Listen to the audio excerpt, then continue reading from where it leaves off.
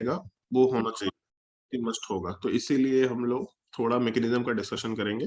Mechanism मेरे हिसाब से सवाल के लिए उतना इंपॉर्टेंट नहीं है कि सवाल के लिए कि मैकेनिज्म के ऊपर सवाल नहीं पूछा जाएगा, उसके लिए इंपॉर्टेंट नहीं है, बट स्टीरियोकेमिस्ट्री से एसोसिएटेड सवाल पूछा जा सकता है, तो इसीलिए थोड़ा सा मैकेनिज्म का आइडिया होना चाहिए। तो ऐसा लिख देते हैं इसमें रिएक्शन वाले पार्ट में, रिएक्शन विद PX3। अब PX3 में हम लोग ऐसा भी कर सकते हैं, मतलब रिएजेंट में एक चीज ध्यान रख सकते हैं हम लोग, ये तुम लोग को अब तक याद हो चुका होगा, पी ब्लॉक में रेड फॉस्फोरस प्लस X2, इसके थ्रू भी हम लोग आराम से काम कर सकते हैं। रेड फॉस्फोरस प्लस X2 वाला पार्ट अपने आपस में कंबाइन करके PX3 का ही फॉर्मेशन करता है। नीचे लिख देते हैं रेड फॉस्फोरस प्लस हेलोजन, ये पार्ट आराम से PX3 बनाएगा। इनफैक्ट एक इंपॉर्टेंट पॉइंट भी है जो थोड़ा ध्यान रखना, ये पॉइंट ऑल्दो मेरे हिसाब से इनऑर्गेनिक केमिस्ट्री का पॉइंट है ज्यादा बेटर, इसमें फिजिकल ये ऑर्गेनिक केमिस्ट्री से इसका ज्यादा रिलेशन नहीं है। उसमें ये पॉइंट ध्यान रख सकते हैं हम लोग, PI3 इज अनस्टेबल। क्यों अनस्टेबल हो सकता है, कोई लॉजिक दे सकता है, कोई रीजन PI3 अनस्टेबल क्यों है? सर आयोडीन का बड़ा साइज और उसका रिपल्शन, आयोडीन का बड़े स्टेरिक साइज की हिंड्रेंस। वजह से स्टेरिक हिंड्रेंस नहीं बोलो, हिंड्रेंस वर्ड अलग है, क्राउडिंग अलग है, स्टेरिक क्राउडिंग बोलेंगे, ठीक है। स्टेरिक रिपल्शन वर्ड यूज कर सकते हैं, ठीक है। तो due to steric crowding the compound is unstable. Iodine का बहुत बड़ा साइज है तो उसमें रिपल्शन काफी ज्यादा होंगे, जिसकी वजह से PI3 अनस्टेबल है। तो अगर अनस्टेबल है तो भी PI3 एग्जिस्ट तो करता है, मना तो नहीं कर सकते। तो इसमें पॉइंट ध्यान रखना, unstable, therefore it is prepared in the reaction mixture. जो रिएक्शन मिक्सचर है उसी के अंदर प्रिपरेशन होता है, मतलब रेड फॉस्फोरस प्लस I2 डाल के ही हम लोग प्रिपरेशन करेंगे। और इस तरह के सिचुएशन को हम लोग इन सीटू रिएक्शन बोलते हैं। ये एक स्टैंडर्ड मतलब टर्मिनोलॉजी है जो थोड़ा ध्यान रखना, कि अगर हम लोग कोई दो रिएक्शंस, दो रिएजेंट्स के बीच में रिएक्शन कराना चाह रहे हैं तो कोई दिक्कत नहीं है, बट उसमें जैसे मान लो A और B जो रिएजेंट है, इसमें अगर B को हम लोग रिएक्शन मिक्सचर के अंदर ही किसी दूसरे रिएक्शन से प्रिपेयर कर रहे हैं, तो इसी तरह के सिचुएशन को हम लोग इन सीटू रिएक्शन बोलते हैं, ठीक है। कहीं कहीं पे ऐसा वर्ड होता है, PI3 is prepared in situ, ऐसा करके वर्ड मेंशन किया जाता है, बस ये वर्ड थोड़ा ध्यान रखना, ठीक है। बाकी अदरवाइज कोई फर्क नहीं पड़ रहा, रिएक्शन का हम लोग का तरीका एग्जैक्टली सिमिलर टाइप का होगा। एक और पॉइंट है जो मेरे हिसाब से इंपॉर्टेंट होगा यहाँ पे, जैसे मान लो अगर हम लोग अल्कोहल का रिएक्शन कराए PX3 के साथ, तो अपने प्रोडक्ट वाले पार्ट में हम लोगों का 3 मोल अल्कोहल जाएगा और एक ही PX3 रहेगा। प्रोडक्ट वाले पार्ट में हम लोगों को 3 मोल RX का फॉर्मेशन मिल जाएगा, और उसके साथ साथ हम लोग को H3PO3 का फॉर्मेशन मिलता है। ऑल्दो मिलता है ये चीजें पहले, POH, दूसरा OH और तीसरा OH, और ये कंपाउंड वाला पार्ट अपने आप को टॉटमराइज करता है, क्योंकि इस तरह का स्ट्रक्चर उतना स्टेबल नहीं है कंपाउंड के केस में। ये पार्ट अपने आप को टॉटमराइज करके P double bond O H OH OH H3PO3 में कन्वर्ट करता है। तो ये रिएक्शन में नंबर ऑफ मोल्स वाला पार्ट थोड़ा ध्यान रखना, 3 मोल हम लोग लेके चलेंगे जब अल्कोहल का, तो 3 मोल अल्काइल हाइड का फॉर्मेशन हो रहा है। जबकि इसके जगह अगर PX5 लेके चलेंगे तब उस केस में फिर 5 मोल नहीं होता, फिर वहां पे एक ही मोल रह जाता है। ये थोड़ा सा डिफरेंस है जो अपने को मालूम होना होगा। एक सवाल है मेरा यहाँ पे जो तुम सर लोग आपका बीच में थोड़ा वॉइस कट गया था, रिपीट कर दीजिए ना, वो टॉटोमराइज तक सुनाई दिया था। बोल रहे कि यहाँ पे टॉटमराइजेशन वाला पार्ट हो जाता है तो H3PO3 के स्ट्रक्चर में कन्वर्जन होता है। बनता तो ये है POH OH OH, मतलब एक हेलोजन हटा, P के ऊपर एक X है, दूसरा X है, तीसरा X है, एक हेलोजन हटा, एक OH ग्रुप आ गया, दूसरा हेलोजन हटा, दूसरा OH ग्रुप आ गया, तीसरा हेलोजन हटा, तीसरा OH ग्रुप आ गया। ऐसा आराम से बनता है, बट उसके बाद ये टॉटमराइजेशन में कन्वर्ट होता है। बट इसमें एक चीज है कि हम लोग रिएक्शन में ध्यान रखेंगे कि 3 मोल ROH, मतलब 3 मोल अल्कोहल लेके चलना होगा और तीनों हेलोजन उससे रिप्लेस होता है और 3 अल्काइल हाइड का फॉर्मेशन होता है। बट एक पॉइंट है मेरा यहाँ पे, एक सवाल है बेसिकली, अल्कोहल में हम लोग जो बॉन्ड स्ट्रेंथ है और अल्काइल हाइड में जो बॉन्ड स्ट्रेंथ है, इन दोनों में क्या कंपैरिजन रख सकते हैं, क्या किसका बॉन्ड स्ट्रेंथ ज्यादा होता है?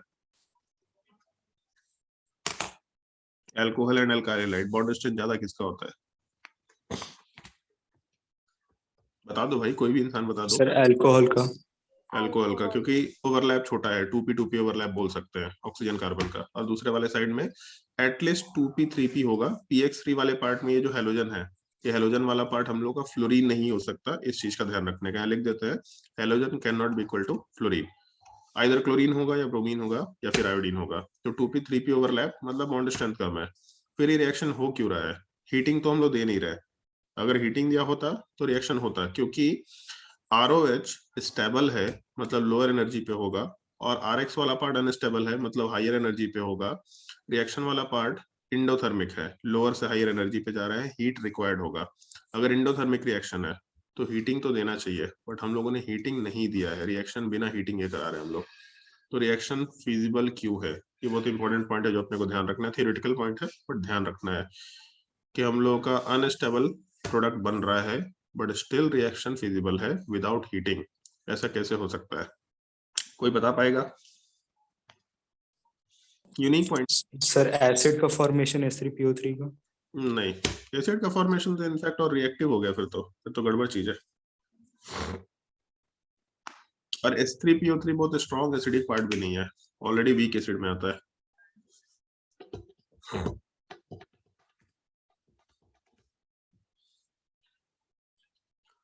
कोई भी इंसान? सर वो PX3 से H3PO3 में कन्वर्ट हो रहा है, मतलब स्ट्रॉन्ग लुईस एसिड है इधर, इधर ये मतलब वीक एसिड में कन्वर्ट हो रहा है, तो हो सकता है उससे। नहीं ठीक है, एसिडिक स्ट्रेंथ से बोल सकते, बट अभी दिमाग मतलब एसिडिक स्ट्रेंथ पे। कोई भी रिएक्शन फीजिबल होता है स्टेबिलिटी के लिए। जो एसिडिक स्ट्रेंथ हम लोग वर्ड यूज करते हैं वो स्टेबिलिटी है बेसिकली। स्ट्रॉन्ग एसिड मतलब लेस स्टेबल, वीक एसिड मतलब ज्यादा स्टेबल। तो एसिडिक स्ट्रेंथ और कुछ नहीं है, वो स्टेबिलिटी ऑफ कंपाउंड है। रिएक्शन हमेशा स्टेबिलिटी से ड्राइव होता है। एसिडिक स्ट्रेंथ तो बोलने का एक तरीका है, बस उसको रिप्रेजेंट करने का तरीका है ओवरऑल स्टेबिलिटी। ये फैक्टर है। हर जगह सिंगल बॉन्ड है, यहाँ पे डबल बॉन्ड है, और ये डबल बॉन्ड का फॉर्मेशन पूरे रिएक्शन के प्रोडक्ट वाले साइड को ज्यादा स्टेबल करता है। हम लोग रिएक्टेंट के साइड का मतलब केवल अल्कोहल नहीं रह जाएगा। रिएक्शन फिजिबल होने का मतलब केवल अल्कोहल नहीं होगा, उसमें दोनों रिएक्टेंट्स को मिला के जो नेट सिस्टम है उसकी बात कर रहे हैं। तो सिमिलरली प्रोडक्ट के साइड में भी टोटल प्रोडक्ट की बात कर रहे हैं हम लोग। तो पूरे रिएक्टेंट के सिस्टम में एंड पूरे प्रोडक्ट के सिस्टम में प्रोडक्ट वाला सिस्टम इसीलिए रिलेटिवली ज्यादा स्टेबल है क्योंकि formation of P double double bond O takes place. और ये पी डबल बॉन्ड ओ, अब डबल बॉन्ड है तो ऑब्वियस बात है बॉन्ड स्ट्रेंथ ज्यादा रखेगा, प्रोडक्ट वाले साइड को ज्यादा स्टेबल बनाएगा और रिएक्शन को प्रोडक्ट के साइड में ड्राइव कर रहा होगा। एक छोटा सा पॉइंट है बट काफी इंपॉर्टेंट पॉइंट है, ये ध्यान रखने का है। Formation of P double bond O is the driving force of the reaction. ये पॉइंट एक जगह और आया था, कहां पे आया था कोई बता सकता है? वैसे डबल बॉन्ड ऑक्सीजन का formation is the driving force of the reaction, किसी एक जगह हम बताया था ये चीज, याद है किसी को? कहां पे बताया था ये पॉइंट?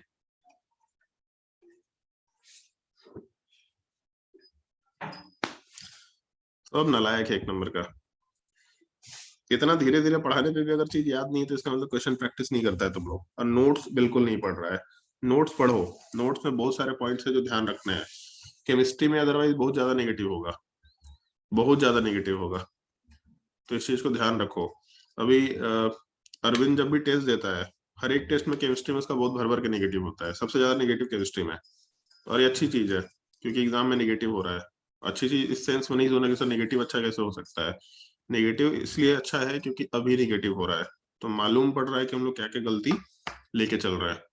बट वो नेगेटिव होने के पीछे रीजन क्या है, तो ऑब्वियसली बात है सारे पॉइंट ढंग से याद नहीं है। केमिस्ट्री सिंपली फैक्ट ओरिएंटेड चीज है, बहुत ज्यादा भारी नहीं है, दिमाग नहीं लगाना बहुत ज्यादा। बट वो फैक्ट याद नहीं रहेगा तो गलती करेंगे। और क्योंकि इतने सारे फैक्ट्स है, केमिस्ट्री इतना बड़ा है, इतने सारे फैक्ट्स हैं कि उसमें गलती होने के चांसेस होंगे ही होंगे। तो इसीलिए नोट्स बार बार रिवाइज करना होता है।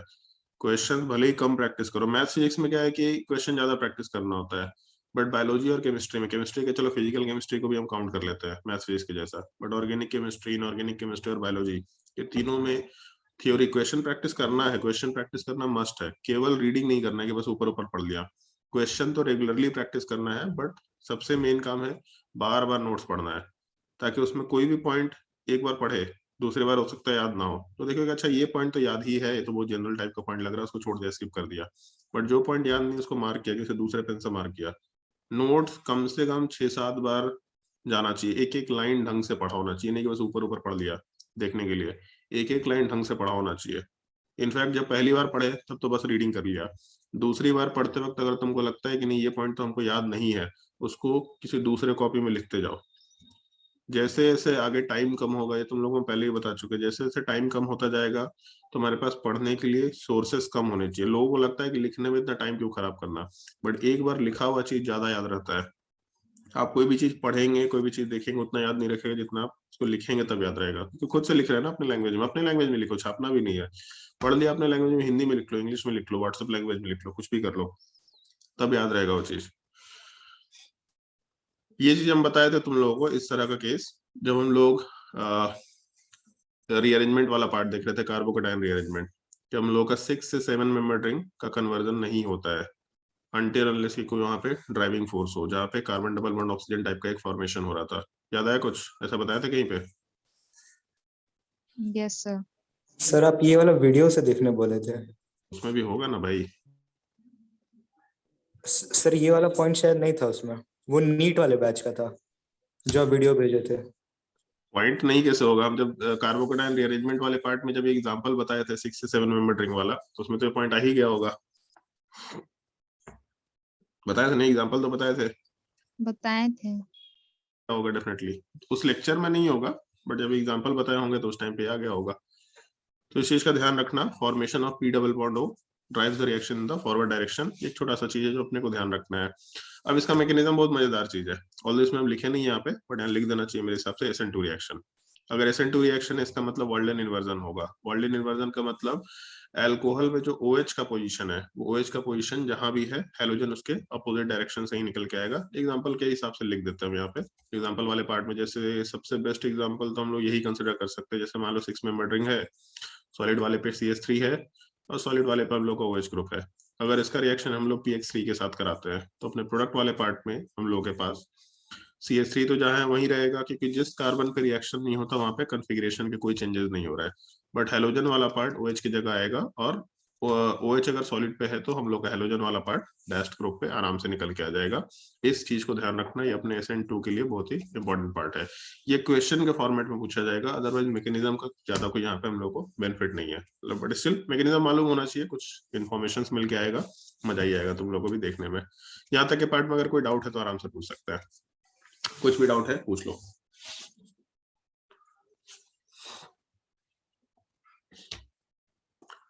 चलो अगर डाउट नहीं, ऑल हम एक्सपेक्ट करते हैं कि तुम लोगों को डाउट नहीं होगा, क्योंकि ये जो हम फीडबैक है सब लोगों से सुने हैं कि जब तुम लोग के बोर्ड के लिए तुम लोग को पढ़ना पड़ा अल्कोहल ईथर ये सब टॉपिक, तो कुछ नया लगा क्या? नहीं सर नया तो नहीं लगा, सब कुछ पढ़ा हुआ था, बस नाम नहीं मालूम था। तो तुम लोगों को मैकेनिज्म का बेसिक मालूम पड़ चुका है, तो अब तुम लोग को डाउट नहीं आएगा। एक दो जगह पे कुछ क्वेश्चंस अराइज हो सकते हैं कि सर इसमें और ये चीज भी तो हो सकता था, बट अब अदरवाइज समझने में कोई प्रॉब्लम नहीं आएगा तुम लोगों को। सर ये चीज नहीं समझ में आया, मोस्टली मेरा एक्सपेक्टेशन ये है, बाकी देखते हैं क्या हो सकता है।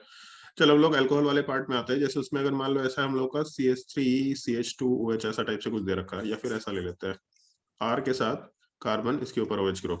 इसका रिएक्शन जब हम लोग PX3 के साथ कराएंगे तो इस केस में हम लोगों का एक पॉइंट अपने को ध्यान रखना है जो यहाँ पे काफी इंपॉर्टेंट है। ऑक्सीजन के ऊपर लोन पेयर है, मतलब ये पार्ट लेविस बेस के जैसा बिहेव करेगा। तो सामने वाले पार्ट में फॉस्फोरस थर्ड पीरियड का एलिमेंट है। अगर थर्ड पीरियड का एलिमेंट है इसका मतलब वैकेंट 3D ऑर्बिटल होगा ही होगा, और अगर वैकेंट 3D होगा तो हम लोग का लेविस एसिड के जैसा आराम से बिहेव कर सकता है। ये तो हम लोग लॉजिकली समझ सकते हैं। तो आराम से लोन पेयर वाला पार्ट फॉस्फोरस पे इलेक्ट्रॉन कोऑर्डिनेट किया, क्योंकि एक चीज तुम लोग को याद होगा, नहीं याद तो खैर नहीं होगा बट रिमाइंड करा दे रहा है, अल्कोहल पे डायरेक्टली रिएक्शन पॉसिबल नहीं होता है। ये हम तुम लोगों को पहले ही बता चुके हैं अल्कोहल के रिएक्शन में लास्ट लेक्चर में।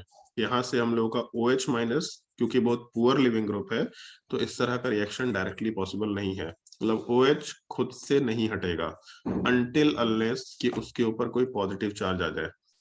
तो पॉजिटिव चार्ज कैसे आ सकता है? तो हम लोग उस पर H+ ऐड कर सकते हैं, मतलब प्रोटोनेशन करा सकते हैं। तो जैसे ये पॉजिटिव चार्ज आया तो हम लोग का लिविंग ग्रुप न्यूट्रल H2O निकल के आएगा।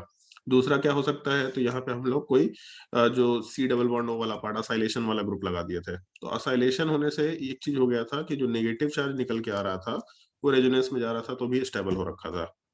तो आइदर ऑक्सीजन के ऊपर पॉजिटिव चार्ज आ जाए या ऑक्सीजन का नेगेटिव चार्ज किसी ऐसे ग्रुप में रेजोनेंस में जाए जो उसको स्टेबिलिटी दे रहा हो, तभी हम लोगों का OH वाला ग्रुप लीविंग ग्रुप के जैसा बिहेव करेगा, अदरवाइज पॉसिबल नहीं है।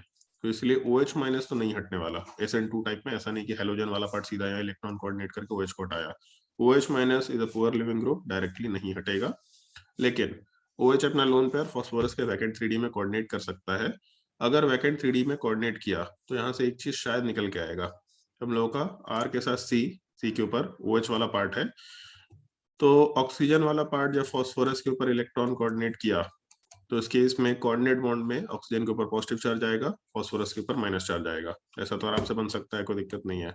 इसके बाद अब PX वाला पार्ट जो है, इसमें फास्फोरस के ऊपर माइनस चार्ज है, तो फास्फोरस अपने ऊपर माइनस चार्ज रखना नहीं चाहेगा। ऑब्वियसली बात है, कोई भी अपने ऊपर माइनस चार्ज लेकर के रखना नहीं चाहेगा। पॉजिटिव चार्ज भी नहीं होना चाहेगा, बट माइनस चार्ज भी नहीं रखना चाहेगा। तो इस केस में दो चीजें हो सकती हैं। जैसे नॉर्मली मीडियम में पायरिडीन वगैरह दिया हुआ रहता है, नॉर्मली दे रखा होता है, कुछ ना कुछ एक बड़ा स्ट्रॉन्ग बेस या बल्कियर बेस रहता है। तो अगर वो बेस यहाँ पे एग्जिस्ट करता है तो भी ठीक है, अगर बेस एग्जिस्ट नहीं किया तो भी कोई दिक्कत वाला चीज नहीं है, अपना काम हो जाएगा। तो स्टिल हम लोग बेस ना लेकर के चल रहे हैं। अगर बेस नहीं लेकर के चल रहे हैं तो यहाँ से जो PX3 है, जिसमें फास्फोरस के ऊपर माइनस चार्ज है, ये माइनस चार्ज हटाने के लिए एक हैलोजन को रिलीज करेगा X माइनस के फॉर्म में। मतलब यहाँ से ओवरऑल एक X माइनस सब्ट्रैक्ट कर दे रहा है। तो अगर X माइनस को सब्ट्रैक्ट करेंगे तो हम लोग प्रोडक्ट वाले पार्ट में R के साथ कार्बन, कार्बन वाले पार्ट के ऊपर ऑक्सीजन, इसके ऊपर एक H है, फास्फोरस वाले पार्ट के साथ दो हैलोजन अटैच हो गया और ऑक्सीजन के ऊपर पॉजिटिव चार्ज है। अब इसके बाद जो हम लोग का X माइनस सिस्टम में निकला है, क्योंकि X माइनस है तो न्यूक्लियोफाइल भी है, न्यूक्लियोफाइल है, तब इस केस में यही न्यूक्लियोफाइल वाला पार्ट इलेक्ट्रॉन कोऑर्डिनेट करेगा कार्बन के ऊपर, और क्योंकि अब ऑक्सीजन के ऊपर पॉजिटिव चार्ज है तो ये ठीक ठीक लिविंग ग्रुप में कन्वर्टेड है। यहाँ से आराम से SN2 टाइप से रिएक्शन कैरी आउट करा सकते हैं हम लोग। X माइनस इलेक्ट्रॉन कोऑर्डिनेट किया और वहां से ग्रुप वाला पार्ट रिमूव हुआ, तो अपने प्रोडक्ट वाले पार्ट में हम लोग R के साथ कार्बन, कार्बन के ऊपर X का एडिशन, और इसके अलावा फास्फोरस वाले पार्ट के ऊपर एक OH, एक हेलोजन, दूसरा हेलोजन, ऐसा आराम से बना सकते हैं।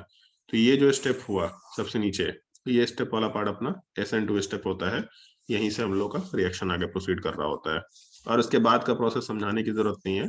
यहाँ वाले पार्ट में दो हेलोजेंस हैं, तो इसमें फिर से ये जो कंपाउंड है, एक मिनट रुक जाओ, ये जो कंपाउंड है, ये कंपाउंड फिर से दो अल्कोहल के साथ रिएक्शन करेगा, सिमिलर टाइप से जैसे ऊपर हुआ था।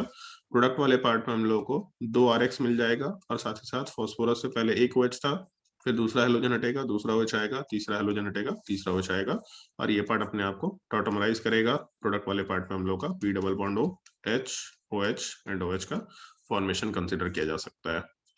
अगर इस पार्ट में अगर किसी को कोई डाउट है तो अब आराम से पूछ सकता है। सर मतलब ये डाउट मुझे एक दो जगह और आया था कि जहाँ पे O+ का फॉर्मेशन हो रहा है तो वो एक बेटर इलेक्ट्रोफिलिक सेंटर होना चाहिए ना, क्योंकि वहाँ पॉजिटिव चार्ज है। नहीं, पॉजिटिव चार्ज है, बट सबसे पहला लेक्चर याद करो जब हम लोग इलेक्ट्रोफाइल न्यूक्लियोफाइल के बारे में बताए थे, वहां पे एक पॉइंट मेंशन किया था क्या, Na+ is not an electrophile, बताए थे? Yes sir. और उसके साथ साथ एक और भी पॉइंट बताए थे, NH4+ is also not an electrophile. Octet पूरा है इसका, अगर ऑक्टेट पूरा है यस। तो न्यूक्लियोफाइल के जैसा, सॉरी इलेक्ट्रोफाइल के जैसा बिहेव नहीं करेगा। ऑल्दो ऑक्सीजन के ऊपर पॉजिटिव चार्ज है, बट क्योंकि ऑक्टेट पूरा है तो these are not an electrophile. ठीक है, यस सर। और कोई डाउट किसी को तो पूछ लो।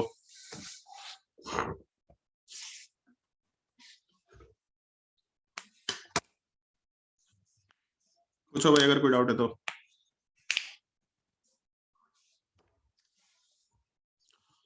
तो यही छोटा सा मैकेनिज्म था, बाकी तो और इसमें कुछ होता नहीं है। अपने को रिएक्शन याद होना चाहिए बिल्कुल, क्योंकि कोई भी सीक्वेंशियल रिएक्शन है बहुत ही स्टैंडर्ड है, PX3 वाला पार्ट बहुत ही स्टैंडर्ड है। तो रिएक्शन का मैकेनिज्म उतना इंपॉर्टेंट तो नहीं है, बट अगर देख लो तो अच्छी बात है। मेडिकल के लिए बिल्कुल रेलेवेंट नहीं है, बट ये पॉइंट याद रखना है। SN2 अभी तक सवाल पूछा नहीं गया है, बट पूछा जा सकता है। एम्स में सवाल पूछा गया था जो हमको याद है जहां तक, तो इसीलिए रिलेवेंट इस सेंस से बस है। हम लोग का SN2 होता है तो हम लोग का वर्ल्ड इन्वर्जन होगा, दूसरा formation of P double bond is the driving force of the reaction. बस ये दो पॉइंट, और रिएक्शन में 3 मोल तुम्हारे बोर्ड के लिए इंपॉर्टेंट होगा अगर सब्जेक्टिव क्वेश्चन है। बट अगले एग्जाम में तो फिर अल्कोहल आएगा नहीं, तो ठीक है, उसमें भी इंपॉर्टेंट बहुत ज्यादा नहीं होना चाहिए, आराम से इसको छोड़ सकते हैं। बट स्टिल 3 मोल रिएक्शन होता है, ये हम लोग को थोड़ा ध्यान रखने का है, ये हम लोग के लिए थोड़ा जरूरी रहता है। ये हम लोग का एक रिएक्शन है px3 वाले पार्ट का, और इसी टाइप का सिमिलर एक और रिएक्शन है, रिएक्शन विद PCl5। अब इसमें क्या है कि PBr5 भी स्टेबल नहीं होता है, Pi5 तो एग्जिस्ट ही नहीं करता क्योंकि स्टेरिक क्राउडिंग बहुत ज्यादा है। तो इस केस में PCl5 ही अपने पास एक पॉसिबल ऑप्शन है। इस केस में हम लोग का जो रिएक्शन है, अल्कोहल वाला पार्ट PCl5 के साथ रिएक्शन करेगा, प्रोडक्ट वाले पार्ट में हम लोगों के RCl का फॉर्मेशन करेगा, और इसके अलावा फिर हम लोगों का इस बार POCl3 का फॉर्मेशन होता है। इसमें वही चीज दिख रहा है तुम लोगों को, P डबल बॉन्ड O का फॉर्मेशन ऐसा आराम से हो रहा है। इसलिए तुम लोगों को अब समझ में आता होगा थोड़ा बहुत, जो हम तुम लोगों को लेविस स्ट्रक्चर बनाने का जो लॉजिक देते हैं कि जनरलाइजेशन ऐसा कर लो कि पहले P डबल बॉन्ड हो या पहले N डबल बॉन्ड हो बनाओ, वो सब लॉजिक यही सब चीजों से रिलेट करके हम सीख पाए। मतलब हमको भी पहले नहीं आता था, बट स्टिल इन सब चीजों को जब सीखे कि ऐसा होता है ऐसा होता है, तो अच्छा लॉजिकली ऐसा कर सकते हैं। वो भी हम 100% नहीं बोल रहे, बट अपने सिलेबस में 80% एप्लीकेबल है, 20% तो बहुत ही यूनिक स्ट्रक्चर्स है, उनको तो अलग से याद रखना पड़ेगा। तो ये सब चीजें वहीं से आई है, ऐसा नहीं कि कोई किसी ने सिखाया कुछ और किया, बस ऑब्जर्वेशन में आ गया तो ठीक है, नहीं आया तो फिर हम भी कुछ कुछ बताते, N1 काउंट करो, N2 काउंट करो, इससे लोन पेयर पता चलेगा, इससे बॉन्ड पेयर पता चलेगा, वो सब बकवास चीज है, वो टाइम टेकिंग चीज है फालतू का। लोग उसको शॉर्टकट बोलते हैं, मेरे हिसाब से वो ज्यादा लंबा तरीका है। स्ट्रक्चर बनाने का सबसे सिंपल तरीका, स्ट्रक्चर बना लो 4 बार, जनरलाइजेशन थोड़ा सा समझ लो, और उस पर प्रैक्टिस कर लो, क्वेश्चंस अपने आप फटाफट स्ट्रक्चर्स बनाएंगे, इनफैक्ट दिमाग में आ जाएगा स्ट्रक्चर्स। सेम यहाँ पे भी conclusion, P double bond is the driving force of the reaction, इसमें तो ज्यादा कुछ सोचने का नहीं है। रिएक्शन यहाँ पे भी SN2 होता है, मैकेनिज्म थोड़ा सा अलग होता है यहाँ पे, मतलब मैकेनिज्म का जो पहला स्टेप वो सिमिलर है, उसमें कोई डिफरेंस नहीं है यहाँ पे। सॉरी, पहला स्टेप भी इनफैक्ट सिमिलर नहीं है, पहला यहाँ पे स्टेप यूनिक है, क्योंकि PCl5 है तो यहाँ पे वो इलेक्ट्रॉन लेना नहीं चाहेगा। PCl5 शायद तुम लोगों ने सुना होगा, ये फैक्ट याद भी होता है लोगों को, ऐसा सब लोगों ने देख रखा होगा। PCl4+ एंड PCl6- में सॉलिड फॉर्म में डिसोसिएट कर रखा होता है नॉर्मली, तो यहाँ पे भी हो जाता है। अब इस पूरे पार्ट में हम लोगों का जो रिएक्शन है उसका शुरुआत होता है PCl4+ के साथ, अल्कोहल PCl4+ सर के इसके साथ। पीछे कुछ लॉजिक होता है क्या, मतलब ये PCl5 जो ये स्टेरिक टूटता है? क्राउडिंग, स्टेरिक क्राउडिंग, और स्टेरिक क्राउडिंग के अलावा एक और फैक्टर है, ऑल्दो चलो ठीक है, ये अच्छा पॉइंट पूछा है। तुम लोग को मालूम है कि जितने भी हम लोग स्ट्रक्चर्स पढ़ते हैं, जैसे तुम्हारा जो sp होता है, sp2 हाइब्रिडाइजेशन होता है, sp3 होता है, sp3d होता है, sp3d2 होता है, तो तुम लोग को जो हम लॉजिक देते हैं ना कि जनरली स्ट्रक्चर सिमेट्रिकल बनाना, जितना हो सकता है सिमेट्रिकल स्ट्रक्चर बनाओ, क्योंकि सिमेट्रिसिटी से स्टेबिलिटी आता है। एक सवाल है, तुम लोग शायद अब तक जान चुका होगा, रेन ड्रॉप स्फेरिकल क्यों होता है? बताएगा कोई? रेन ड्रॉप स्फेरिकल क्यों होता है शेप में? सर सरफेस टेंशन के कारण। क्या होता है सरफेस टेंशन से? सर इसमें उसका जो वॉल्यूम होता है सबसे कम होता है, तो सरफेस टेंशन सबसे ज्यादा होता है शायद। वॉल्यूम सबसे कम होता है, वॉल्यूम बट हाँ वॉल्यूम ज्यादा होता है, सरफेस टेंशन कम होता है। ज्यादा होता है, बट यस सर, कुछ कुछ ऐसा ही था, मतलब इसी में आसपास था। हम इस सवाल को हम 10th में पढ़े थे पहली बार, शायद या 9th में पढ़े थे। उस टाइम पे एक रीजन था मेरे पास, फिर इसी चीज को जब हम लोग 11th-12th में पढ़े तो उस टाइम पे मेरे पास दूसरा रीजन आया। बताओ भाई बाकी लोग, क्यों होता है स्फेरिकल शेप में?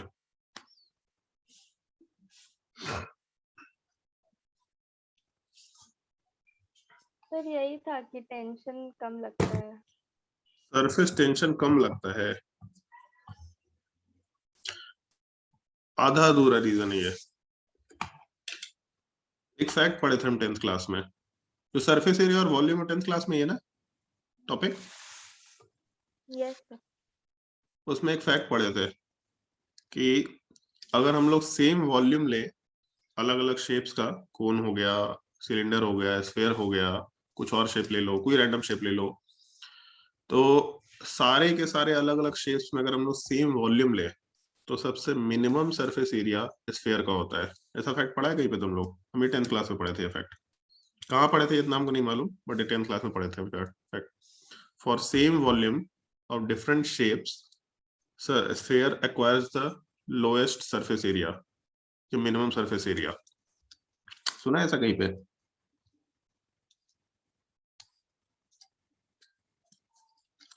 10वां क्लास में नहीं पढ़ा है तुम लोग, अच्छा से बताओ कैसे नंबर आ जाता है तुम लोग इतना? 95%, 99% कैसे आ जाता है? हमको नहीं समझ में आता है, हमको जवाब चाहिए इसका। हमको 10th क्लास का फैक्ट याद है, ये एक्चुअल में 10th क्लास में हम पढ़े थे ये चीज। एक टर्म होता है, सुना ही होगा तुम लोग, सरफेस टेंशन किए जा रहा है, तो ये भी तो सुना ही होगा, है ना? Yes sir. क्या होता है सरफेस एनर्जी?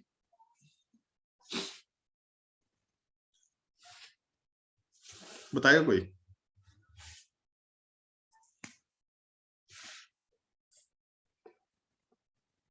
सरफेस टेंशन पर मतलब पर यूनिट लेंथ होता है। पर यूनिट एरिया होता है।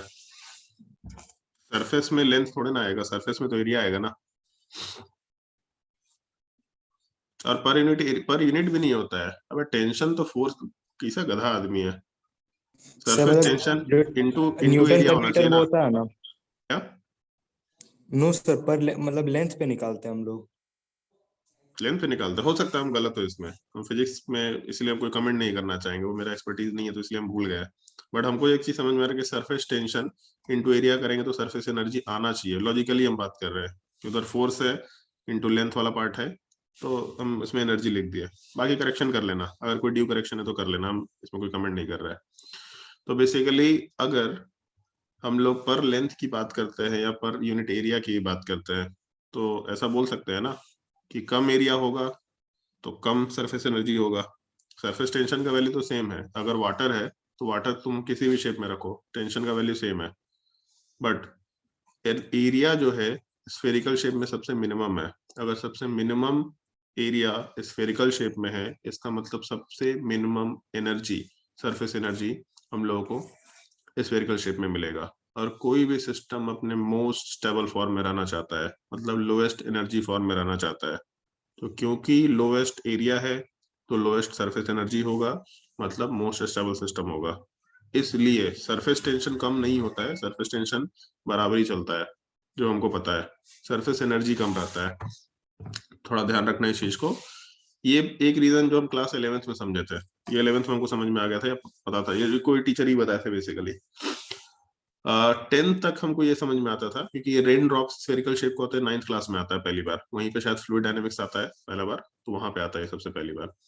उसमें हमको बस ये चीज मालूम पड़ा था कि सबसे सिमेट्रिकल शेप स्फेयर होता है, सबसे सिमेट्रिकल शेप। तो सिमेट्रिसिटी की वजह से हम लोग को स्टेबिलिटी मिलता है। तो दोनों फैक्टर्स है, जितना सिमेट्रिकल स्ट्रक्चर उतना स्टेबल, और दूसरा सरफेस एरिया वाला पार्ट कम है। तो जो सिमेट्रिसिटी वाला पार्ट है वो हम लोग यहाँ पे अप्लाई करते थे। हम अपने स्ट्रक्चर बनाते वक्त ये बोलते थे कि मोस्ट सिमेट्रिकल स्ट्रक्चर बनाओ, नॉर्मली वही सबसे स्टेबल फॉर्म होगा, वही एग्जिस्ट करेगा। बट ये नॉर्मली है, क्योंकि एक्सेप्शन एग्जिस्ट करता है, तो 20% एक्सेप्शन लेकर के चल रहा है हम लोग केमिस्ट्री में, ऑर्गेनिक केमिस्ट्री में। बट बाकी सारी चीजें सिमेट्रिकल नेचर पे है, कि तुम सिमेट्रिकली उसको प्लेस कर दो। हम यही बोलते थे सेंट्रल एटम डिसाइड करो, कुछ एक दो एक्स्ट्रा रूल है तो रूल है, अदरवाइज सिमेट्रिकली सारी चीजों को प्लेस कर दो, तो उससे स्ट्रक्चर बन जाएगा। वो सिमेट्रिसिटी स्टेबिलिटी से कनेक्टेड होता है, ऐसा बोल सकते हैं। इनफैक्ट सिमेट्रिसिटी स्टेबिलिटी से कनेक्टेड होता है, ये तुम लोगों को एटॉमिक स्ट्रक्चर में भी मिलता है। क्रोमियम का एक्सेप्शनल कॉन्फ़िगरेशन क्यों आता है, ये तुम लोगों को उसके रीजन में मेंशन किया हुआ रहता है। सिमेट्रिकल स्ट्रक्चर होता है, 4s1 3d5 सिमेट्रिकल स्ट्रक्चर है, वो एक्स्ट्रा स्टेबिलिटी देता है। अपार्ट फ्रॉम स्पिन, जो मल्टीप्लिसिटी वाला पार्ट है, जो स्पिन एनर्जी की बात करता है, वो तो है ही एक फैक्टर, बट सिमेट्रिकल नेचर भी स्टेबिलिटी प्रोड्यूस करता है। इन सब हाइब्रिडाइजेशंस में सबसे अनसिमेट्रिकल हाइब्रिडाइजेशन कौन सा है, मालूम है किसी को? सबसे sp3d। कौन सा? sp3d। क्यों? सर उसमें भी यहाँ नीचे में 3 मतलब एक्सियल पोजीशन, इक्वेटोरियल पे 3 और एक्सियल पे 2 है, तो वो सबसे अनसिमेट्रिकल हो जाता। एक फैक्ट तुम लोगों को याद होगा, ये हम शायद क्लास में डिस्कस कर चुके हैं एक बार, कहीं ऐसा ही डिस्कशन आया था। बेसिकली एक्सियल पोजीशन का जो लेंथ होता है वो लार्जर होता है as compare to equatorial position. ऐसा फैक्ट सबको मालूम होना चाहिए मेरे हिसाब से। क्लास में भी डिस्कशन एक बार हुआ है कभी ना कभी, जब हम लोग केमिकल बॉन्डिंग का बुकलेट डिस्कस कर रहे थे तो उसमें ये पॉइंट आया था, बॉन्ड लेंथ के डिस्कशन में भी आया था। एक्सेल पोजीशन का लेंथ ज्यादा होता है as compare to equatorial position, क्योंकि एक्सेल पोजीशन पे ज्यादा रिपल्शन मिलता है। एक मॉलिक्यूल है ऑल्दो जिसमें एक्सियल इक्वेटोरियल का लेंथ बराबर होता है, पता है किसी को? ये तुम्हारे सिलेबस का पार्ट नहीं है, बट मालूम है फिर भी किसी को? एक मॉलिक्यूल ऐसा है जिसमें axial equatorial position sp3d hybridization वाला एक्सियल इक्वेटोरियल पोजीशन बराबर लेंथ का होता है, पता है किसी को भी? ये ध्यान रखना, pf5 ये मॉलिक्यूल में हम लोगों का सारा बॉन्ड लेंथ बराबर होता है, फॉस्फोरस एंड फ्लोरीन वाले पार्ट का सारा बॉन्ड लेंथ। इनफैक्ट एक्सचेंज होते रहते हैं पोजीशन, एक्चुअली में यहाँ पे एक्सचेंज होते हैं पोजीशंस, जो अपने बॉन्ड्स हैं इक्वेटोरियल और एक्सियल वो आपस में पोजीशन इंटरचेंज करते रहते हैं, इस वजह से यहाँ पे सारा बॉन्ड्स एग्जैक्टली बराबर होता है, बॉन्ड लेंथ एटलीस्ट बराबर होता है, बट स्टिल उतना सिमेट्रिकल नहीं है, बराबर है बट स्टिल सिमेट्रिकल नहीं है, वो शेप ही सिमेट्रिकल नहीं है बहुत ज्यादा। जैसे है ना कि sp3d हाइब्रिडाइजेशन है, sp3d2 हाइब्रिडाइजेशन, तो कोई भी साइड से देख लो सब एक ही जैसा दिखेगा। sp हाइब्रिडाइजेशन कोई भी साइड से देख लो दोनों बॉन्ड एक ही जैसा दिखेगा, कैसे भी पलट दो घुमा दो ये कर दो वो कर दो सब बराबर दिखेगा। बट sp3d में हम लोग का ट्रायंगल और ये बराबर नहीं दिखेगा अगर हम लोग मॉलिक्यूल को इधर उधर पलटने की कोशिश करते हैं। तो हम लोग का sp3d सबसे अनसिमेट्रिकल शेप है, अनसिमेट्रिकल मतलब सबसे अनस्टेबल शेप है ओवरऑल स्टेबल बट स्टिल सबसे अनस्टेबल है, और वो अनस्टेबिलिटी ही हम लोगों को पीएचई देता है। अगर हम लोग PCl4+ में जाते हैं तो हाइब्रिडाइजेशन आएगा sp3, PCl6- में जाते हैं तो हाइब्रिडाइजेशन आएगा sp3d2, मोस्ट सिमेट्रिकल शेप्स दोनों के दोनों।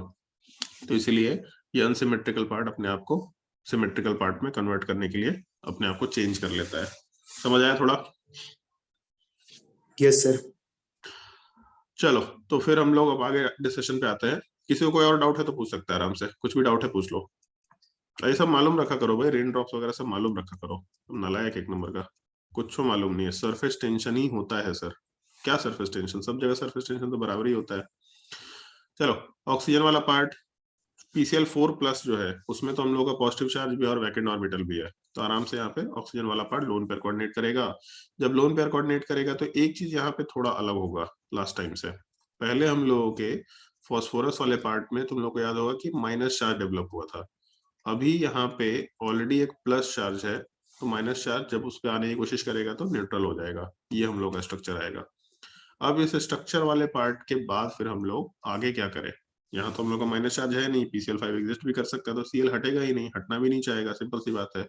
तब यहाँ पे हम लोग का PCl6- वाला पार्ट काम में आएगा, क्योंकि PCl6- में एक नेगेटिव चार्ज है, ये PCl5 में कन्वर्ट होना चाहेगा और Cl- में कन्वर्ट होना चाहेगा, और यही Cl- वाला पार्ट फिर वापस से वही काम करेगा जो हम लोग को पहले मिला था SN2 वाला पार्ट। तो इस बार थोड़ा अलग तरीके से ओरिएंटेशन है। अब इसके आगे क्या होगा, तो इसके आगे एक तो हम लोग RCl मिल गया, इसमें तो सोचना ही नहीं है, ऐसा लिख देता है, RCl साइड में लिख देता है। उसके अलावा क्या मिला, तो हम लोगों को फास्फोरस के ऊपर एक OH ग्रुप मिला, उसके अलावा यहाँ पे 4 क्लोरीन ग्रुप मिल गया। बट हम लोगों का डबल बॉन्ड अगर बनाने की पॉसिबिलिटी है तो हम लोग का ऑक्सीजन ट्राई करेगा कुछ कुछ करने का। वैकेंट डी ऑर्बिटल तो एग्जिस्ट कर ही रहा है फॉस्फोरस पे, थर्ड पीरियड में तो बहुत सारे वैकेंट डी है, तो इस केस में इलेक्ट्रॉन कोऑर्डिनेट करके ये पार्ट डबल बॉन्ड बनाने की कोशिश करेगा। बट उसमें एक पॉइंट है कि अगर वो डबल बॉन्ड बनाने की कोशिश करेगा तो फिर फॉस्फोरस वाला पार्ट 6 बॉन्ड बना रहा होगा, ऐसा बॉन्ड बनाना वो नहीं चाहेगा। तो इस सेंस में जैसे ही फॉस्फोरस के ऊपर ऑक्सीजन अपना लोन पेयर कोऑर्डिनेट करेगा, जो हम लोग इससे पहले वाले स्ट्रक्चर में लिखे, फॉस्फोरस के ऊपर ऑक्सीजन अपना लोन पेयर कोऑर्डिनेट किया, कोई ना कोई एक Cl रिमूव हो जाएगा। तो जब Cl रिमूव हुआ तो इसका मतलब फॉस्फोरस के ऊपर माइनस चार्ज नहीं आएगा, बेसिकली हम लोग के ऊपर बस 3 Cl ग्रुप रह जाएगा। और उसके बाद ऑक्सीजन के ऊपर पॉजिटिव चार्ज आया, ये तो हम लोग बहुत पहले से सुन रखे हैं कि ऑक्सीजन के ऊपर अगर पॉजिटिव चार्ज आया है तो वो अपने आप को न्यूट्रलाइज करने के लिए H+ को हटाएगा आराम से, प्रोडक्ट वाले पार्ट में POCl3 का फॉर्मेशन हो सकता है। तो पहले H3PO3 बन रहा था, इस बार POCl3 बन रहा है, तो अब इस पे फर्दर रिएक्शन पॉसिबल नहीं है। कोई बोल सकता है कि सर इसमें भी तो हो सकता है तीनों Cl हट जाए और तीनों H ग्रुप आ जाए, बट इस पे रिएक्शन पॉसिबल नहीं है, क्योंकि इस पे जब OH वाला पार्ट लोन पर कोऑर्डिनेट करेगा तब उस केस में पाई बॉन्ड ब्रेक करेगा, क्योंकि पाई बॉन्ड वीकर नेचर का होता है। और एक और पॉइंट आएगा, कभी भी कोई एटम अपने से ज्यादा इलेक्ट्रोनेगेटिव एटम से पाई बॉन्ड से अटैच्ड है, 7वीं बार ऐसा 8वीं बार रिपीट कर रहा है, तो उसको इलेक्ट्रोफिलिक सेंटर बोलेंगे। बट उसमें जब लोन पेयर जाएगा, ऑक्सीजन के ऊपर माइनस चार्ज आएगा, ये वापस से इलेक्ट्रॉन कोऑर्डिनेट करेगा, तो ऑक्सीजन के ऊपर क्योंकि पॉजिटिव चार्ज है वही रिमूव हो जाया करेगा। तो इस पे फर्दर रिएक्शन पॉसिबल नहीं है, इस चीज का थोड़ा ध्यान रखना, रिएक्शन यहीं पे जाकर के रुक जाता है। तो हम लोग का रिएक्शन का तरीका थोड़ा अलग अलग है, भले ही प्रोडक्ट सेम है बट रिएक्शन का तरीका थोड़ा अलग अलग है, तो इस चीज को थोड़ा ध्यान रखने की कोशिश करना, ठीक है। बाकी अगर किसी को कोई डाउट है तो आराम से पूछ सकते हैं। SN2 मैकेनिज्म ये भी है, कोई दिक्कत नहीं होना चाहिए। हाँ बोलो। ये जो OH था और फिर H प्लस उससे निकल गया, तो H प्लस तो बहुत अनस्टेबल होता है ना, वो खुद तो नहीं निकलेगा। H प्लस क्योंकि हम लोग रिएक्शन एक मीडियम में करा रहे हैं। H प्लस बहुत अनस्टेबल होता है, लेकिन कोई भी पोलर प्रोटिक मीडियम, स्पेशली जैसे वाटर हो गया या अल्कोहल हो गया, तो इन सब मीडियम अनस्टेबल नहीं होता, एग्जिस्ट कर सकता है, क्योंकि H प्लस को कोई ना कोई लोन पेयर देकर के अपने ऊपर रखता है, पहला चीज। दूसरा, अगर हम लोग प्रोडक्ट बना रहे हैं तो प्रोडक्ट बनाने का मतलब हम लोग आइसोलेशन कर रहे हैं प्रोडक्ट का, ठीक है। जब हम लोग प्रोडक्ट का आइसोलेशन कर रहे हैं तो प्रोडक्ट अपने न्यूट्रल फॉर्म में जाना चाहेगा। कभी भी हम लोग प्लस चार्ज या माइनस चार्ज को आइसोलेट नहीं कर सकते, ठीक है। और इसमें होगा क्या कि यहाँ से जो H प्लस हटा, तो पॉइंट ये हो गया तुम्हारा कि सर H प्लस हट गया तो वो भी तो हवा में ही रहेगा ना, ये क्यों बोल रहा है कि यहाँ से Cl माइनस भी हट रहा है, तो H प्लस और Cl माइनस इस सेल के फॉर्म में सेपरेट आउट हो जाएगा, ठीक है। समझ। और कोई डाउट तो बताओ। यही सब डाउट आएगा तुम लोगों को बेसिकली, जो हम तुम लोगों को बोल रहे हैं ना कि तुम लोगों को डाउट आएगा, बट वो पॉइंट्स रिएक्शन मैकेनिज्म समझने में डाउट क्रिएट नहीं करेगा, वो बस ये होगा कि सर ये भी तो हो सकता है ना, ये भी तो एक पॉइंट है, ये भी तो एक फैक्टर है, ये सब चीज आएगा तुम लोगों को, और अच्छी चीज है वो तो, मेरे हिसाब से बहुत अच्छी चीज है। चलो, अगर कोई डाउट नहीं है तो इसके बाद हम लोग इसके अगले वाले रिएक्शन में चलते हैं, रिएक्शन विद, क्योंकि इन सब में कोई रिएक्शंस का एग्जांपल देने का कोई सेंस नहीं है, बहुत स्ट्रेट फॉरवर्ड रिएक्शन है, प्रोडक्ट एक ही बनना है, SN2 बस याद रखने का, तो एग्जांपल देने का इसमें कोई सेंस नहीं होता। ऑल्दो नोट्स में देखना एक और भी उसमें फैक्ट लिखा रखे हैं, और भी कुछ कुछ ऐसे रिएक्शंस हैं या कुछ कुछ कंपाउंड्स हैं जो इन सबसे रिएक्शन करते हैं, अभी सबसे लास्ट में लिखेंगे रिएक्शन विद SOCl2। ये एक थोड़ा सा अच्छा टॉपिक है, क्योंकि इसमें हम लोग के पास दो पॉसिबिलिटी है, एक हम लोग SN2 रिएक्शन कराते हैं और दूसरा हम लोग SNI रिएक्शन कराते हैं। तो रिएक्शन मैकेनिज्म में SN1 सुन रखे थे, SN2 सुन रखे थे, SNNGP सुना तो है, बताया नहीं है मैंने, बट स्टिल सुना हुआ है, सबसे लास्ट में कभी हम एक्सप्लेन कर देंगे, कोई दिक्कत नहीं है, बट ये एक तरीका है SNI रिएक्शन, ये मालूम होना चाहिए, क्योंकि ये हम लोग के लिए बहुत मैटर करता है कि SNI होता क्या है, मतलब बेसिकली हम लोग आई जो लिख रहे हैं वो आई का एग्जैक्ट मतलब क्या है, ये चीज हम एक्सप्लेन करेंगे। एक मिनट, हमको टाइम, थोड़ा पानी पी रहे हैं।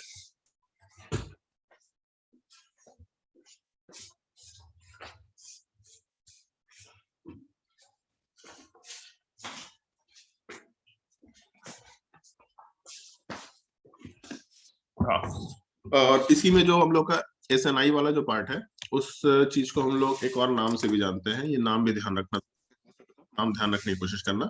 इस चीज को हम लोग डार्जेंस मेथड बोलते हैं, ये नाम मेडिकल में ज्यादा काम में आएगा एज कम्पेयर टू इंजीनियरिंग में इतना नाम काम में नहीं आता, बट मेडिकल वाले लोगों को पूछ लिया जाता है what is डार्जेंस reaction, what is डार्जेंस method, ये नाम इस टाइप से आराम से पूछा जा सकता है। तो एक तो SN2 रिएक्शन है और दूसरा SNI रिएक्शन है।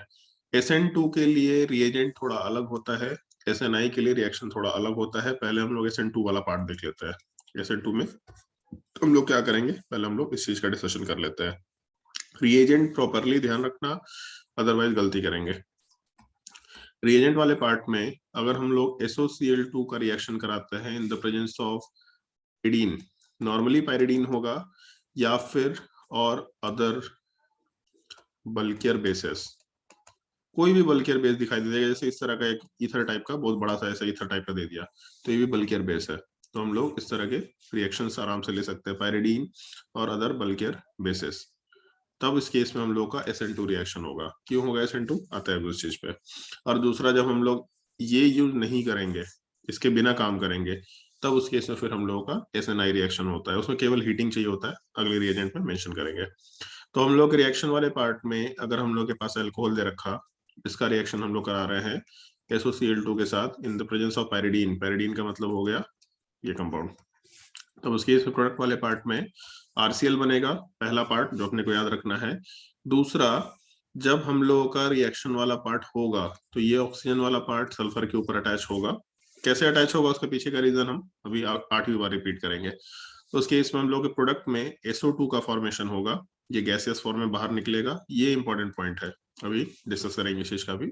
इसके अलावा जैसे अब एक चीज सोच के देखो कि एक कार्बन चेन बैलेंस हो गया, एक हेलोजन हम लोग का यहाँ से हटा, एक हेलोजन ऐड हो गया, तो एक हेलोजन तो बैलेंस हो गया, बट SOCl2 में एक ऑक्सीजन था और 2 हेलोजन था, SO2 में 2 ऑक्सीजन है, तो बैलेंसिंग कैसे हो रहा है? तो एक तो अल्कोहल की तरफ से ऑक्सीजन हम लोग इसमें ऐड अप कर सकते हैं, तो एक ऑक्सीजन अल्कोहल की तरफ से, एक ऑक्सीजन सल्फर वाले पार्ट में SOCl2 की तरफ से, ऑक्सीजन तो बैलेंस हो गया, सल्फर भी बैलेंस हो गया, बच गया हम लोग के पास एक हाइड्रोजन, हाइड्रोजन अभी तक कहीं भी नहीं दिखा है, और एक हेलोजन वाला पार्ट भी बचा रह गया है। तो इस केस में हम लोग का हाइड्रोजन और हेलोजन का बैलेंसिंग अभी जैसे ऊपर हम लिखे थे उसी टाइप से लिख सकते हैं HCl के फॉर्म में। बट क्योंकि पायरिडीन एग्जिस्ट कर रहा है, pyridine is a base, HCl acid है, तो इस केस में हम लोग का प्रोडक्ट वाला जो पार्ट है उसमें पायरिडीन वाला पार्ट उस H+ के साथ कंबाइंड फॉर्म में रहता है, और क्योंकि उधर पॉजिटिव चार्ज है तो Cl- भी कंबाइंड फॉर्म में ही रहेगा, बेसिकली पायरिडीनियम सॉल्ट का फॉर्मेशन होगा। पायरिडीनियम वर्ड तुम लोग जैसे अमोनियम सॉल्ट है तो वैसे ही हम लोग का पायरिडीनियम सॉल्ट या पायरिडीनियम क्लोराइड सॉल्ट का फॉर्मेशन कंसिडर कर सकते हैं। तो अपने प्रोडक्ट वाले पार्ट में एक तो RCl बनता है, अल्काइल नाइट तो बनना ही बनना है, SO2 बनता है, और साथ ही साथ हम लोग के पायरिडीनियम सॉल्ट का भी फॉर्मेशन होना है। ये हम लोग का नेट रिएक्शन है जो अपने को याद रखने का है। रिएक्शन का मैकेनिज्म SN2 होगा, ये अपने को मालूम होना चाहिए, अगर पायरिडीन लेके चलते तो SN2, पायरिडीन नहीं रहा तो SNI। बाय डिफॉल्ट याद रखना, अगर कुछ नहीं दिया है तो मान के चलना कि बिना पायरिडीन के ही रिएक्शन कर रहे हैं, SNI रिएक्शन होगा। मैकेनिज्म में सबसे पहला पार्ट ये, अपने पास अल्कोहल दे रखा, अल्कोहल वाले पार्ट में ऑक्सीजन के ऊपर लोन पेयर है क्योंकि OH- तो लिविंग ग्रुप है नहीं, SOCl2 में S डबल बॉन्ड O और 2 Cl दे रखा। कहाँ रिएक्शन होना चाहिए बताओ कोई, कहाँ और क्यों? अब तक तो समझ में आ गया होगा पहले ही। सर जो OH है अपना लोन पेयर डोनेट करेगा SO को, क्यों? क्योंकि जहाँ पे एक मतलब अगर किसी एटम से उससे ज्यादा इलेक्ट्रोनेगेटिव एटम डबल बॉन्ड से जुड़ा हुआ है तो वहाँ पे एक इलेक्ट्रोफिलिक सेंटर बनता है। बस बढ़िया, 8वीं बार आ चुका है ये चीज। सल्फर के ऊपर इलेक्ट्रॉन कोऑर्डिनेट करेंगे, इनफैक्ट तुम लोग को याद होगा जब हम लोग टोसाइल फ्लोराइड वाला जो चीज यूज कर रहे थे उसमें सिमिलर टाइप का ही बिहेवियर शो किए थे। तो इस केस में हम लोग का S डबल बॉन्ड O आराम से इलेक्ट्रॉन कोऑर्डिनेट करेगा। प्रोडक्ट वाले पार्ट में हम लोग का R के साथ ऑक्सीजन, ऑक्सीजन के ऊपर हम लोग का H पॉजिटिव चार्ज, ये सल्फर से अटैच होगा, इसके ऊपर O- का फॉर्मेशन होगा, इसके साथ 2 क्लोरीन अटैच्ड है। अब यहाँ पे हम लोग का पायरिडीन वाला पार्ट रोल प्ले करेगा। हम लोग का जो पायरिडीन वाला पार्ट है, क्योंकि वो बेस है तो बेस वाला पार्ट H+ को एक्सट्रैक्ट करने की कोशिश करेगा एक स्टेप। ऑल्दो चाहे तो हम दोनों स्टेप एक ही बार में मेंशन कर देते हैं, दोनों हम एक ही जगह पे मेंशन कर दे रहे हैं, दोनों अलग अलग भी कर सकते हैं, पहले एसिड बेस रिएक्शन ही होगा प्रेफरेबली। बट दूसरा स्टेप, ऑक्सीजन के ऊपर माइनस चार्ज है सल्फर में, और उस पर लिविंग ग्रुप प्रेजेंट है क्लोरीन, ऐसा हम लोग डिस्कस कर चुके हैं। SN ए रिएक्शन है, SNTH रिएक्शन बोलते हैं। एक ही एटम के ऊपर अगर लिविंग ग्रुप है और न्यूक्लियोफाइल भी है तो उस केस में इंटरनल न्यूक्लियोफाइल इलेक्ट्रॉन कोऑर्डिनेट करके लिविंग ग्रुप को हटाएगा। ये हम लोग जब OTS के साथ रिएक्शन था, जब हम लोग असाइलेशन वाला रिएक्शन था, तब वहां पे हम लोग ये सब चीज मेंशन कर चुके थे। पहले भी एक जगह मेंशन किए थे हम लोग असाइलिन फॉर्मेशन में, पिनेकोल फॉर्मेशन के बाद। तो इसकी इसमें 2 चीजें होंगी, ऑक्सीजन से H+ भी हट रहा है पहला, तो उसका पॉजिटिव चार्ज हटेगा, ऑक्सीजन का नेगेटिव चार्ज इलेक्ट्रॉन कोऑर्डिनेट करके क्लोरीन को भी हटा रहा है, तो 2 चीजें हैं, R के साथ ऑक्सीजन, ऑक्सीजन के साथ सल्फर, वापस से double bond oxygen and chlorine का फॉर्मेशन होगा, ऐसा सोचा जा सकता है। इसके बाद एक नया स्टेप आएगा जो तुम्हारी जिंदगी में एक नया फैक्ट लाएगा, वो फैक्ट याद रखना, वो फैक्ट बहुत लोगों को मालूम नहीं होता है, बहुत सारे टीचर्स को मालूम नहीं है, क्योंकि बहुत रेयरली बुक्स वगैरह में दे रखा है ये फैक्ट, पॉलाब्रूस में दे रखा है इसलिए हमको ये मालूम है। ऑक्सीजन वाला पार्ट यहाँ पे लोन पेयर कोऑर्डिनेट करेगा तो ऑब्वियस सी बात है रेजोनेंस होगा, बट हम एक नया स्टेप बता रहे हैं, तो नया स्टेप होगा यहाँ पे रेजोनेंस की जगह। ऑक्सीजन वाला पार्ट जब लोन पेयर कोऑर्डिनेट करेगा तो यहाँ से क्लोरीन हट जाएगा, ये नया स्टेप है। बट क्यों हटेगा क्लोरीन? पाई बॉन्ड वीक होता है, अभी तक तो आप यही बोल रहे थे कि पाई बॉन्ड वीक होता है, पहले वही ब्रेक होना है, हमेशा वही ब्रेक होना है लॉजिकली, अदरवाइज तो हर जगह हटेगा ये चीज, हर जगह तो हटता नहीं है। तो इस केस में अगर क्लोरीन वाला पार्ट हटा तो ऑक्सीजन के ऊपर पॉजिटिव चार्ज भी आ रहा है, ये भी गड़बड़ है, क्यों ऐसा हो रहा है बताते हैं उस चीज को, बट अभी के लिए इसका एक स्टेप देखो। जब Cl- हटा तो ऑक्सीजन के ऊपर प्लस चार्ज आया, तो इस पूरे स्ट्रक्चर में जो यहाँ पे Cl- वाला पार्ट रिमूव हुआ है, वो Cl- वाला पार्ट आराम से, अब क्योंकि ऑक्सीजन के ऊपर पॉजिटिव चार्ज आ गया तो एक अच्छे लिविंग ग्रुप में कन्वर्ट हो गया, तो आराम से Cl- इलेक्ट्रॉन कोऑर्डिनेट करके यहाँ से ऑक्सीजन को रिमूव करने की कोशिश करेगा। प्रोडक्ट में R के साथ Cl और इसके साथ S के ऊपर डबल बॉन्ड ऑक्सीजन और दूसरा डबल बॉन्ड ऑक्सीजन, और स्टेप तो देख के मालूम पड़ जा रहा है कि हम लोग का SN2 स्टेप है, एक ही स्टेप में दोनों चीज हो रहा है बेसिकली। SN2 रिएक्शन है, अल्काइल लाइड में वर्ल्डन इन्वर्जन होगा, SO2 वाले पार्ट का फॉर्मेशन होगा, और SO2 गैसियस लिविंग ग्रुप है। अगर गैसियस लिविंग ग्रुप है तो प्रोडक्ट के साइड में इंट्रोपी बहुत ही हाई करेगा, जितना हायर इंट्रोपी उतना better feasible reaction. Gases leaving group है, हायर एंट्रोपी बना रहा है, तो उस केस में फिजिबिलिटी ऑफ रिएक्शन बढ़ा देगा। तो एक तो ये फैक्ट याद रखना, क्योंकि SO2 गैसेस लिविंग ग्रुप है तो ये प्रोडक्ट वाले साइड के पार्ट को बहुत ही फिजिबल बना रहा है रिएक्शन में कन्वर्ट करने के लिए। डबल बॉन्ड ऑक्सीजन है। ऑल्दो एक सवाल पूछ सकता है कोई कि सर इसमें ये भी तो है ना कि गैस वाला साइड जो है वो तो लेस स्टेबल साइड है, सॉलिड ज्यादा स्टेबल होता है, लिक्विड ज्यादा स्टेबल होता है, तो फिर तो रिएक्शन नहीं होना चाहिए। तो रिएक्टेंट के साइड में हम लोग के पास केवल लिक्विड्स है, बट जब प्रोडक्ट बनना शुरू हुआ तो पायरिडियम सॉल्ट निकल के आया। ये सॉल्ट वाला पार्ट हम लोग का सॉलिड हो गया, पहला चीज, तो पूरे प्रोडक्ट के साइड को ज्यादा स्टेबल कर रहा है। और दूसरा, ये हम लोग का गैसेस लिविंग ग्रुप वाला पार्ट है जो रिएक्शन को आगे बढ़ने में, क्योंकि होता क्या है कि जैसे ही गैसेस लिविंग ग्रुप बना तो तुरंत इलिमिनेट हो जाएगा, मतलब रिएक्शन मिक्सचर के अंदर नहीं रहेगा, बाहर चला जाएगा। तो अगर थोड़ा भी इक्विलिब्रियम है, क्योंकि 100% कोई भी रिएक्शन इरिवर्सिबल नेचर का नहीं होता, हमेशा कुछ ना कुछ उसमें रिवर्सिबिलिटी होता है। तो अगर प्रोडक्ट के साइड में SO2 लिविंग ग्रुप के जैसा हटता चला जा रहा है, मिक्सचर से बाहर निकलता जा रहा है, तो रिएक्शन वैसे भी अपने आप को फॉरवर्ड डायरेक्शन में प्रोसीड करेगा।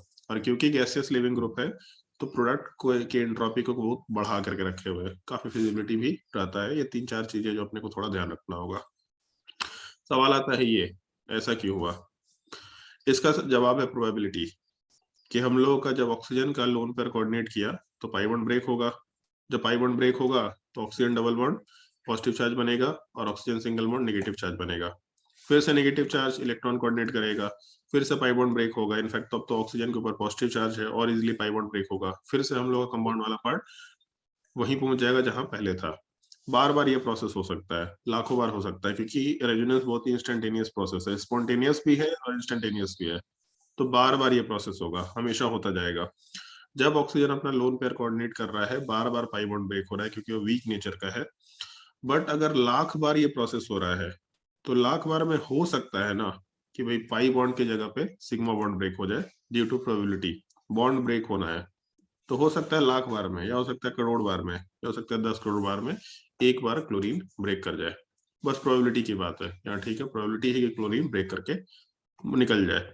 एक बार क्लोरीन ब्रेक करके आगे निकल गया तो रिएक्शन आगे बढ़ जाएगा। तो इसीलिए ये रिएक्शन पॉसिबल होता है, या फिर इसीलिए रिएक्शन चल रहा होता है, क्योंकि क्लोरीन एक ठीक ठीक लिविंग ग्रुप है, काफी अच्छा लिविंग ग्रुप है। इस वजह से उसके हटने के चांसेस रिलेटिवली सही हैं एज कम्पेयर टू बाकी जगह पे। बोल सकता है सर ये काम तो ईस्टर में भी हो सकता है, ईस्टर वाले पार्ट में भी हम लोग, या ईस्टर तो नहीं बोल सकते, बट जो तुम्हारा एनहाइड्राइड टाइप का स्ट्रक्चर है उधर हो सकता है, या मान लो इस तरह का कोई स्ट्रक्चर ले ले हम, ऐसा बना दे, तो इसमें भी हो सकता है।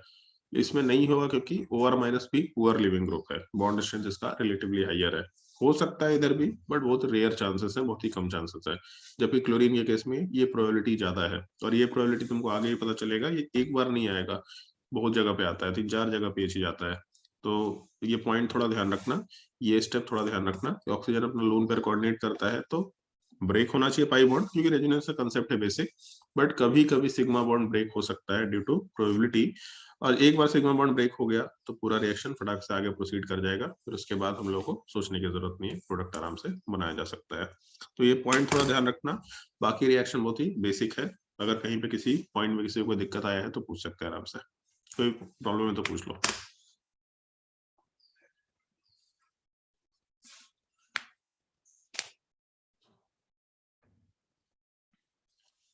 कोई डाउट नहीं किसी को?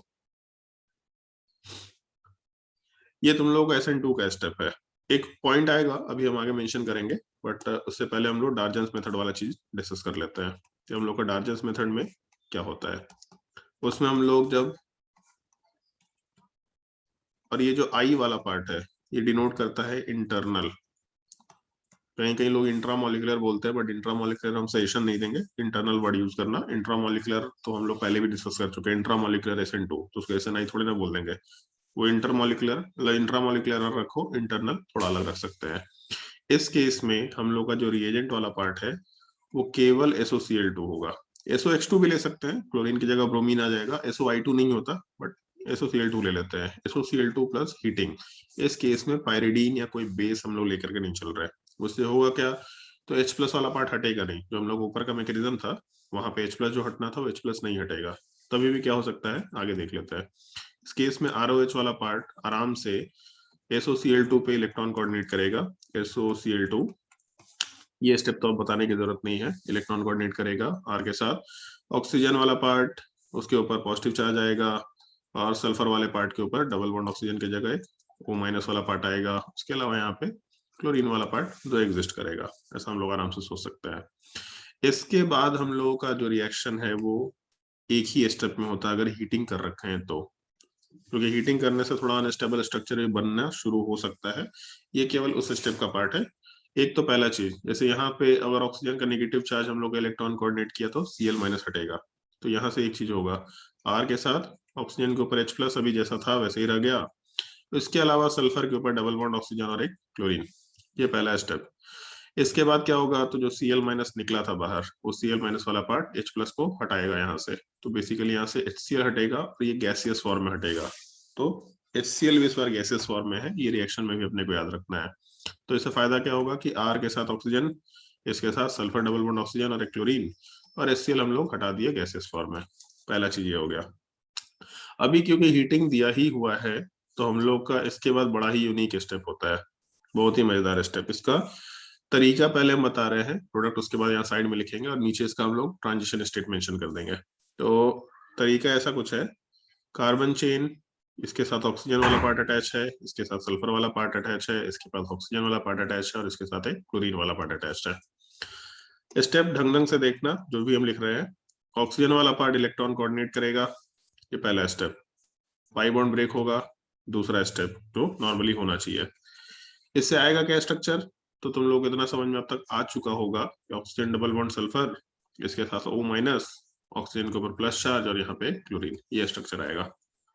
फिर उसके बाद जो माइनस चार्ज आया, वही माइनस चार्ज वाला पार्ट फिर से वापस रेजोनेंस में जाने की कोशिश करेगा, कि हम लोग का तीसरा स्टेप। तो यहाँ से इस चीज को हम इसी में मेंशन कर रहे हैं, पहले स्ट्रक्चर में ऑक्सीजन का माइनस चार्ज इलेक्ट्रॉन कोऑर्डिनेट करेगा, ये तीसरा स्टेप।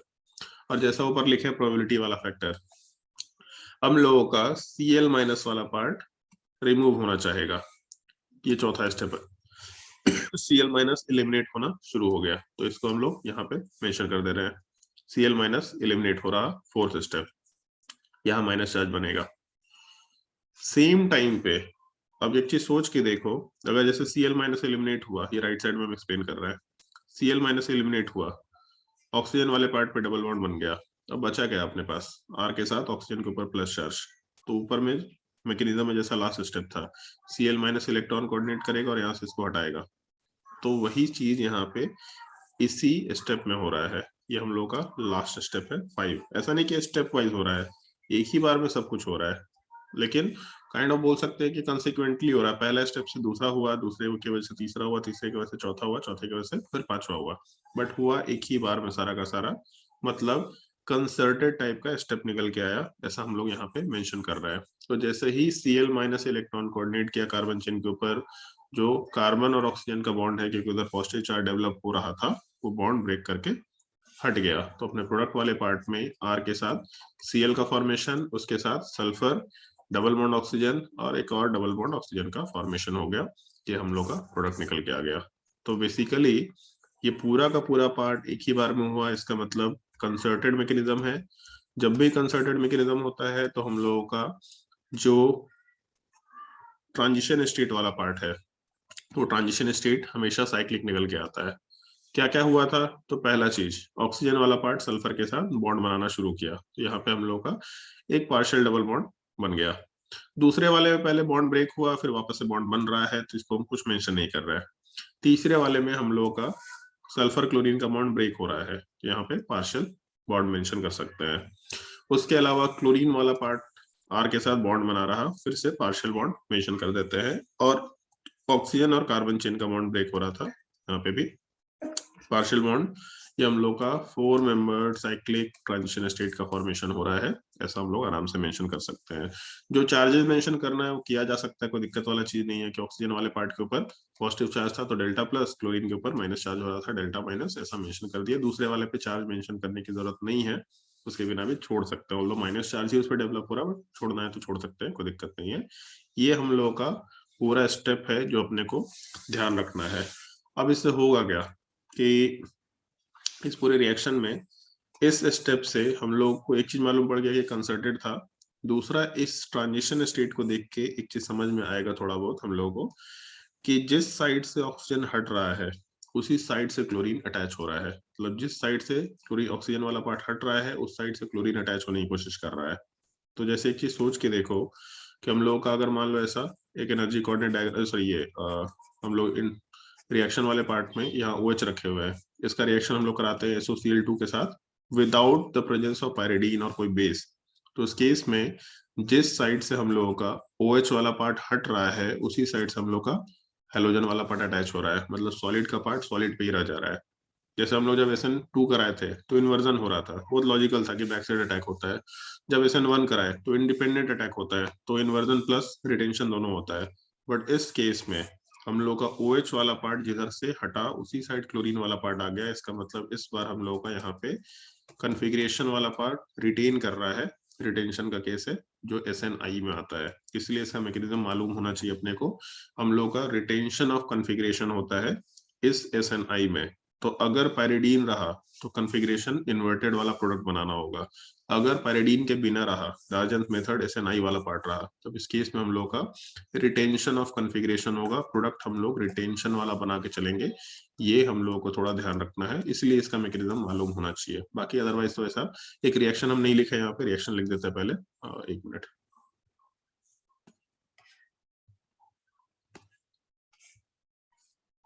रिएक्शन वाले पार्ट में अगर हम लोग अल्कोहल का रिएक्शन SOCl2 के साथ कराते हैं in the presence of heating, तो प्रोडक्ट वाले पार्ट में एक तो हम लोग को RCl मिलेगा, दूसरा इसके अलावा हम लोग को SO2 मिलेगा जैसे पहले मिला था। इस बार जो HCl है क्योंकि पैरिडीन नहीं है तो ये भी गैसेस फॉर्म में बाहर जाता हुआ मिलेगा, और दो प्रोडक्ट गैसेस फॉर्म में बाहर जाता हुआ मिल रहा है, तो रिएक्शन को फॉरवर्ड डायरेक्शन में बहुत स्ट्रांगली ड्राइव करेगा। ऑल कोई पॉइंट पूछ सकते हैं इसमें कि सर इस बार तो रिएक्टेंट का साइड ज्यादा स्टेबल है, प्रोडक्ट में तो सब गैसेस फॉर्म में आ गया, तो इस बार हम लोग के पास हीटिंग भी तो है कि अगर हम लोग का प्रोडक्ट अनस्टेबल भी है तो भी हम लोग के पास हीटिंग है, अगर हीटिंग है तो हम लोग का प्रोडक्ट का फॉर्मेशन फिजिबल हो जाएगा, कोई दिक्कत नहीं है। बट जो गैसियस प्रोडक्ट का फॉर्मेशन है वो इस तरीके को बहुत बेटर तरीका बना देता है। एक ये छोटा सा पॉइंट ध्यान रखना अपने को कि SOCl2 के through alkyl halide banana is the best method for the preparation of alkyl halide. ये एनसीईआरटी में शायद कहीं दे रखा है अल्काइल हैलाइड के प्रिपरेशन में। क्यों ऐसा? क्योंकि दो चीजें यहाँ पे, पहला गैसेस प्रोडक्ट मिल रहा है तो रिएक्शन को बहुत तेजी से आगे ड्राइव कर रहा है। दूसरा जो सबसे मेजर रीजन ये है कि हम लोगों के कंपाउंड के फॉर्मेशन में जब भी प्रोडक्ट बनता है तो सबसे बड़ा हेडेक उसके बाद शुरू होता है कि प्रोडक्ट तो बन गया, अब प्रोडक्ट को सेपरेट करो, क्योंकि दो प्रोडक्ट बनेगा, दो रिएक्टेंट है तो दो प्रोडक्ट बनेगा ही बनेगा, हमेशा दो रिएक्टेंट है तो दो प्रोडक्ट बनेगा नॉर्मली। तो अगर प्रोडक्ट बन गया तो प्रोडक्ट का सेपरेशन करो, वो भी एक हेडेक का काम है, क्योंकि उसके लिए हम लोग को फिजिकल सेपरेशन मेथड यूज करना होगा जिसमें रिएक्शंस भी हो सकते हैं बहुत सारे, जो अनफिजिबल रिएक्शन उसमें भी रिएक्शन हो सकता है। यहाँ पे प्रोडक्ट बनते ही दो गैसियस लिविंग ग्रुप तो निकल गया, तो हम लोगों को यहाँ पे वो हेडेक नहीं लेना पड़ा, आराम से अल्काइल हैलाइड मिल रहा है। तो ये पूरा रिएक्शन सबसे बेस्ट मेथड माना जाता है for the formation of alkyl halide, क्योंकि gaseous leaving groups are easily separated from the reaction mixture and economical हो जाता है, सेपरेशन का हेडेक खत्म हो जाता है। और दूसरा, गैसियस लिविंग ग्रुप्स है तो पूरे रिएक्शन में प्रोडक्ट के साइड की एंट्रोपी को बहुत हाई करके रखता है, रिएक्शन को हाईली फिजिबल बनाने की कोशिश करता है। ये दो तीन पॉइंट थोड़ा ध्यान रखने का है, बस इतना ही रिएक्शन होता है, इससे ज्यादा कुछ इसमें रिएक्शन होता नहीं है। कोई डाउट है किसी को इस पूरे पार्ट में तो आराम से पूछ सकता है, हम धीरे धीरे करके सारा स्टेप दिखा दे रहे हैं, एक बार देख लो, अगर कोई डाउट है तो पूछ लो उसमें। सर जो कंसर्टेंट मैकेनिज्म वाला स्टेप था उसमें मतलब डिफरेंट हुआ कि मतलब जैसे हम लोग पहले भी करा रहे थे तो ऑक्सीजन जब अपना लोन पेयर डोनेट कर रहा था तो क्लोरीन लीव कर जा रहा था, तो यहाँ भी तो वही चीज हो रहा है। कंसर्टेड वर्ड यूज तब करना जब इंट्रामोलिकुलर टाइप का रिएक्शन होता है। इंट्रामोलिकुलर मतलब कि कंपाउंड के अंदर ही लिविंग ग्रुप है, कंपाउंड के अंदर ही न्यूक्लियोफिलिक स्टेप भी है, ठीक है। सर तो ये डिफरेंट कैसे हुआ, मतलब जो इसके पहले वाला कराए थे उससे? डिफरेंस बस इस लास्ट स्टेप का, जो पांचवा और छठा स्टेप है ना, ये डिफरेंस है। इससे पहले वाले में क्या हो रहा था, पहला हो रहा था, दूसरा हो रहा था, तीसरा हो रहा था, चौथा हो रहा था, 4 के बाद रिएक्शन, फिर बाद में दूसरे स्टेप से आता था, है ना, क्योंकि उधर एक मीडियम था। तो जो Cl माइनस पायरिडीन के साथ अटैच्ड है, तो पायरिडीन वाला Cl माइनस आ गया, तो वहां पे पहले डिटैचमेंट हुआ प्रॉपरली, फिर उसके बाद इंटरमोलिकुलर रिएक्शन हुआ। यहाँ पे इंट्रामोलिकुलर रिएक्शन है, फिर रिएक्शन में लिविंग ग्रुप हटते हटते एज अ न्यूक्लियोफाइल बिहेव कर जा रहा है, जबकि पहले वाले में लिविंग ग्रुप हट गया, प्रॉपरली हट गया, फिर इंटरमोलिकुलर रिएक्शन किया। ये बहुत मेजर डिफरेंस है, ठीक है। Yes sir. सर और ये कैसे पता चला कि अब जो ट्रांजिशन स्टेट वाला पॉइंट बोले ना कि सेम साइड से अटैक कर रहा है, तो ये कैसे पता चला? मतलब क्या है 4 मेंबर रिंग में, अगर 4 मेंबर रिंग बनाना है, ऐसा बना सकते हैं क्या? एक ये है, एक पीछे चला गया, एक आगे चला गया, इसको जोड़ दिया, ऐसे ऐसे थोड़ा ना 4 मेंबर रिंग बनेगा। अगर स्क्वायर बनाना है तो स्क्वायर टाइप तो ऐसे ही कुछ ना बनेगा ना स्क्वायर, तो एक तरफ एक चीज है, दूसरी तरफ दूसरा चीज है, तो इसमें तो और कोई ऑप्शन नहीं है। 8 मेंबर रिंग 9 मेंबर रिंग में जैसे जो हम लोग ज्योमेट्रिकल आइसोमरिज्म में डिस्कस करते हैं कि टिल 6 मेंबर रिंग हम लोग का, सॉरी टिल 7 मेंबर रिंग हम लोग का ज्योमेट्रिकल आइसोमर पॉसिबल नहीं होता रिंग के स्ट्रक्चर में, बट जब हम लोग 8 या उससे हायर साइज में चले जाते हैं तो हम लोगों का रिंग का स्ट्रक्चर पॉसिबल निकल के आ जाता है। इस टाइप का कुछ हम लोग उसमें डिस्कशन करते हैं, ऐसा पॉसिबल हो जाता है। बट यहाँ रिंग 4 मेंबर्ड है, तो सेम साइड के अलावा और कोई ऑप्शन नहीं है ना। Yes sir. और कोई डाउट?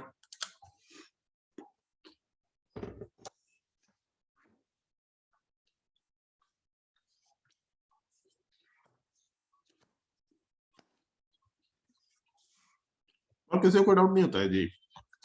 साहिल कोई डाउट? कोई डाउट ही नहीं होता है।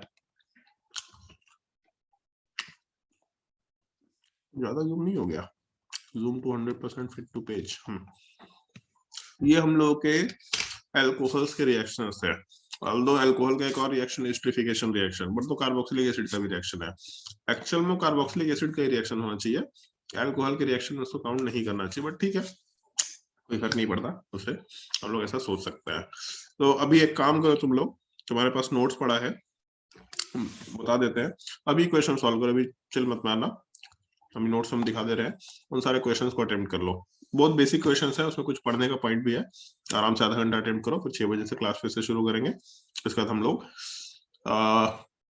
ग्रिग्नार्ड रिएजेंट शुरू कर सकते हैं, और नहीं तो कुछ पहले ग्रिग्नार्ड रिएजेंट कर लेंगे पहले, क्योंकि ग्रिग्नार्ड रिएजेंट करेंगे तो फिर हम लोग का जो इसमें कार्बोक्सिलिक एसिड एल्डिहाइड कीटोन का जो रिएक्शन है, कार्बोक्सिलिक एसिड डेरिवेटिव्स, ये सारे के सारे रिएक्शंस अपने आप कवर हो जाएंगे। तो पहले हम लोग ग्रिग्नार्ड रिएजेंट कवर करेंगे, उसके बाद तुम लोग का ऑलमोस्ट 70% मैकेनिज्म खत्म हो जाएगा, फिर बचेगा केवल एक बेंजीन वाले टॉपिक का रिएक्शन मैकेनिज्म, उसके बाद कुछ नेम्ड रिएक्शन, वो टॉपिक्स हैं, मैकेनिज्म बहुत ज्यादा कुछ नहीं रहेगा, सीखना हर एक केस में मैकेनिज्म, बट नेम्ड रिएक्शन का मतलब हो जाता है कि हम लोग बेसिकली मैकेनिज्म के मिक्सचर्स की बात कर रहे हैं, जितना हम लोग जो कुछ भी सीख रहे हैं इन सब का कॉम्बिनेशन नेम्ड रिएक्शन में आएगा।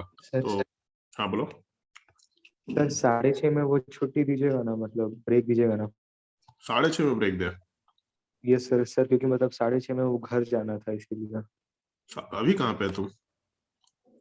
वो सेंटर पे। अच्छा सेंटर पे आके पढ़ाई कर रहा है, चलो ठीक है। अच्छा हाँ, ये तो हम भूल ही गए, एक सेकंड, ठीक है 6:30 में ही ब्रेक देंगे। एक काम करते हैं, अभी पहले हॉफमैन एग्जॉस्टिव एलिमिनेशन बताना बाकी है, ये बता देते हैं, क्योंकि ये तो हम बताया नहीं था, हॉफमैन एलिमिनेशन नहीं बताया अभी तक। और उसके बाद फिर अभी एक और रिएक्शन बाकी रह गया था, E1CB रिएक्शन। हाँ ठीक है, 6:30 बजे छुट्टी देंगे, अभी ब्रेक नहीं दे रहे, 1 मिनट रुक जाओ। तो उसके अलावा ईथर का हाइड्रोलिसिस भी बाकी है भाई, कहाँ से छुट्टी देंगे, छुट्टी नहीं देंगे, ये हम लोग डिस्कस कर चुके हैं। ये जो पार्ट है ROCL वाला पार्ट, ये हम लोग का डिस्कशन में आ चुका है, ये सारे पॉइंट्स इसमें लिखा हुआ है, देख लेना एक बार पॉइंट्स, इसमें कोई दिक्कत नहीं है। और उसके बाद नीचे कुछ कुछ क्वेश्चंस है, रिएक्शंस है, वो सब आराम से देख लेना। अब जैसे यहाँ पे देखो SOCL के साथ यहाँ पे बेस दे रखा है, तो पायरिडीन नहीं है, बट SOCL के साथ अगर कोई भी एक एक्स्ट्रा कंपाउंड दे रखा, इसका मतलब वो बेस के जैसा अगर बिहेव कर रहा है, तो हम लोग का SN2 वाला ही मैकेनिज्म होगा, ये अपने को थोड़ा ध्यान रखते हुए काम करना है। बाकी तो इसमें ऊपर के सारे रिएक्शंस मेरे हिसाब से हो चुके होंगे, हाँ ऊपर के सारे रिएक्शंस कवर हो चुके हैं। आइसोमराइजेशन रिएक्शन मैंने बता दिया था तुम लोगों को, क्वेश्चन बोला था सॉल्व करने के लिए, सॉल्व तो किया नहीं होगा, अभी देंगे। आज हम तुम लोगों को बुकलेट से होमवर्क देना शुरू करेंगे, आपसे अब क्वेश्चंस वहां से प्रैक्टिस करना शुरू करेंगे थोड़ा। अल्कोहल के रिएक्शंस कवर हो चुके, हम लोग ईथर वाले रिएक्शंस पे आ जाते हैं। चलो ठीक है, पहले रिएक्शन ऑफ ईथर बताएंगे, फिर रिएक्शन ऑफ ईथर वाले पार्ट के बाद हम लोग का एक इवन सीवी मैकेनिज्म है और हॉफमैन एलिमिनेशन है। ठीक है, आज तो मेरा इसी में टाइम निकल जाएगा, आज हम लोग ग्रीनहार्ड एजेंट शुरू नहीं कर सकते, ये दोनों टॉपिक मेरे ध्यान में नहीं था, ये दोनों बताना है। चलो तो लेक्चर नंबर 20 में ही इसको कंटिन्यू कर लेते हैं, आई गेस ज्यादा बेटर होगा।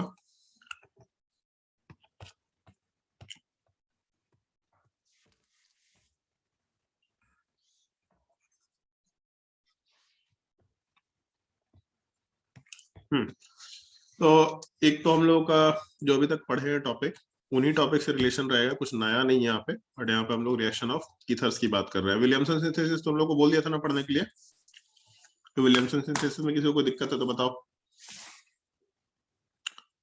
पढ़ा था विलियमसन सिंथेसिस कि नहीं पढ़े थे?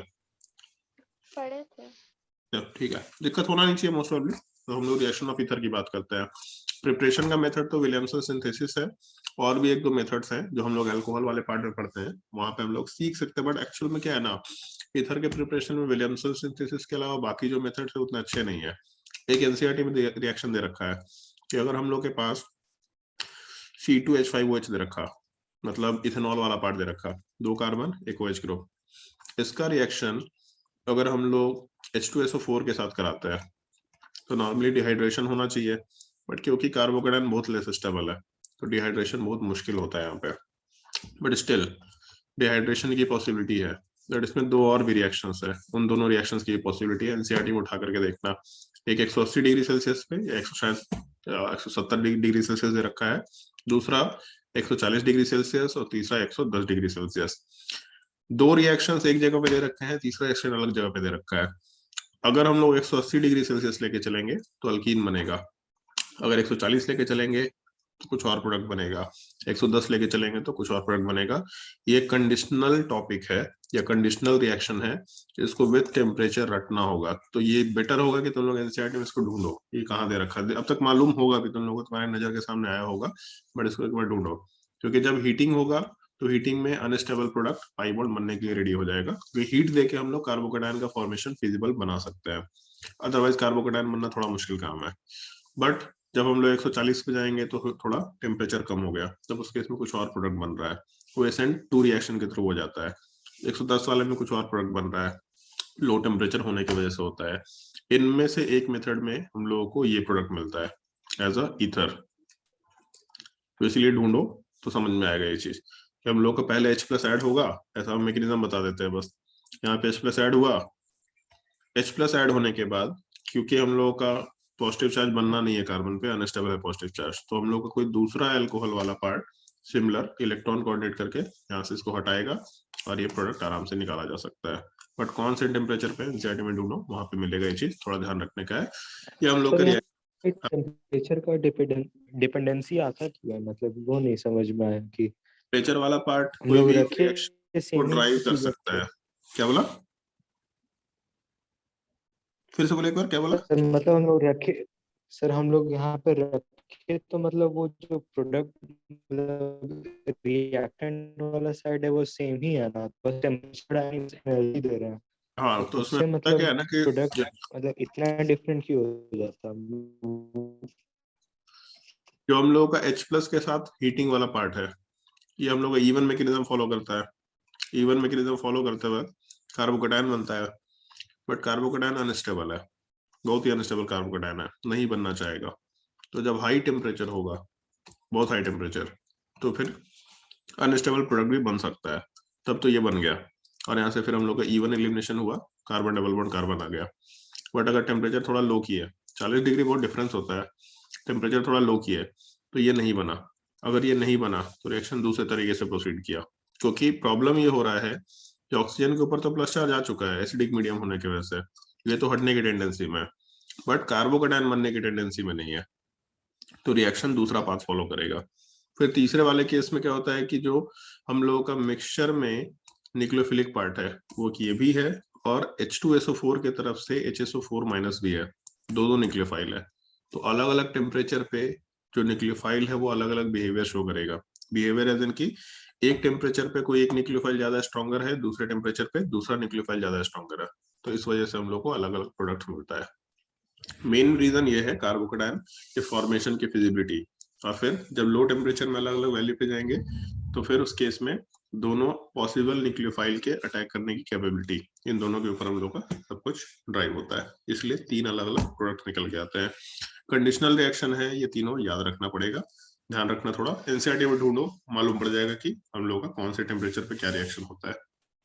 तो ये हम लोग के प्रिपरेशन ऑफ ईथर में विलियमसन सिंथेसिस के अलावा ये भी एक तरीका है, बट ये एक पॉसिबल तरीका है, कोई स्टैंडर्ड तरीका नहीं है। मेनली हम लोग विलियमसन सिंथेसिस को ही फॉलो करके चलते हैं। बट जब हम लोग रिएक्शंस की बात करते हैं तो सबसे पहला पॉइंट ये कि अल्कोहल में हम बोल रहे थे कि रिएक्शन पॉसिबल नहीं है क्योंकि OH minus is a very poor leaving group. Leaving group ability कैसे कंपेयर करते हैं, याद है किसी को? लिविंग ग्रुप एबिलिटी कंपेयर करने के लिए क्या करते थे हम लोग?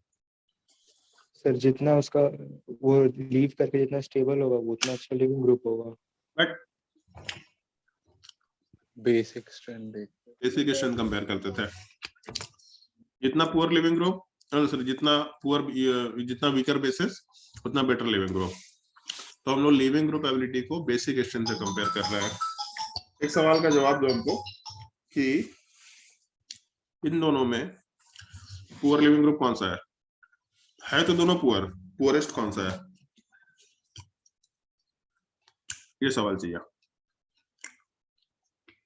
इन दोनों में पुअरेस्ट लिविंग ग्रुप कौन सा है? दूसरा वाला। क्यों? बेसिक स्ट्रेंथ के हिसाब से कंपेयर किए, RO माइनस में और OH माइनस में वीकर बेस कौन है?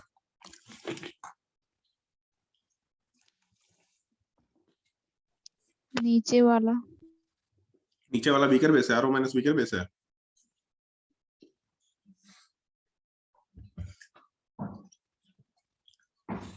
सब जियो से भुतला गया है पगला लोग। Carbon chain plus I effect show करेगा, नेगेटिव चार्ज को डिस्टेबलाइज करेगा। मतलब अगर हम लोग बेसिक स्ट्रेंथ कंपेयर करते हैं तो RO minus is a stronger base than OH minus. अगर RO माइनस स्ट्रॉन्गर बेस है मतलब पुअर लिविंग ग्रुप है। तो लिविंग ग्रुप तो पहले ही पुअर था, OH माइनस ही पुअर लिविंग ग्रुप है, तो RO माइनस उससे भी खराब लिविंग ग्रुप है। तो अगर RO माइनस उससे भी खराब लिविंग ग्रुप है तो हटना नहीं चाहेगा। हटना नहीं चाहेगा तो रिएक्शन भी जल्दी नहीं करना चाहेगा। अब यहाँ एक और प्रॉब्लम है। पहले कम से कम हम लोग एक चीज देख रहे तो थे, मेरा वाला मेथड से भी तो यही आंसर आ रहा था। तो आंसर आ रहा है, लेकिन बेसिक स्ट्रेंथ बोलते हैं ना हम लोग। स्टेबिलिटी तो ऐसा होगा कि एकदम मतलब यूनिवर्सल वर्ड हो गया। कुछ भी क्यों हो रहा है सर? स्टेबिलिटी है कि नहीं? अगर कुछ भी हो रहा है दुनिया में तो क्या क्यों हो रहा है? स्टेबिलिटी कारण। वो तो बहुत ये नहीं हो गया, जनरलाइज वर्ड नहीं हो गया, थोड़ा स्पेसिफिक बोलने का है। कंपेयर करेंगे तो हाँ, स्टेबिलिटी से भी कंपेयर कर रहे हैं, स्टेबिलिटी से ही जा रहा है हम लोग का basically, but still basic strength word use करना। अगर तुम अपने स्कूल में बोल दिया ना स्टेबिलिटी, नंबर नहीं मिलेगा तुमको। बोलने का लैंग्वेज बस सीखना है, काम वही है, बट बोलने का लैंग्वेज सीखने का है। अब यहाँ पे एक प्रॉब्लम है, इससे पहले जब अल्कोहल था तो एक तरफ H था जो हट जाता था, एटलीस्ट H को कोई दिक्कत नहीं हटने से। यहाँ पे दोनों तरफ कार्बन चेन है, तो किसी भी साइड से कार्बन चेन नहीं हटना चाह रहा है, किसी भी साइड से। तो इससे पहले जब हम लोग के पास H था तब उस केस में हम लोग असाइलेशन करा दे रहे थे, तो असाइलेशन में यहाँ से H हट जाता था, Cl हटता था और काम हो जाता था। यहाँ प्रॉब्लम क्या है कि यहाँ पे हम लोग H नहीं है, कार्बन चेन है, हटना कोई नहीं चाहेगा दोनों में से।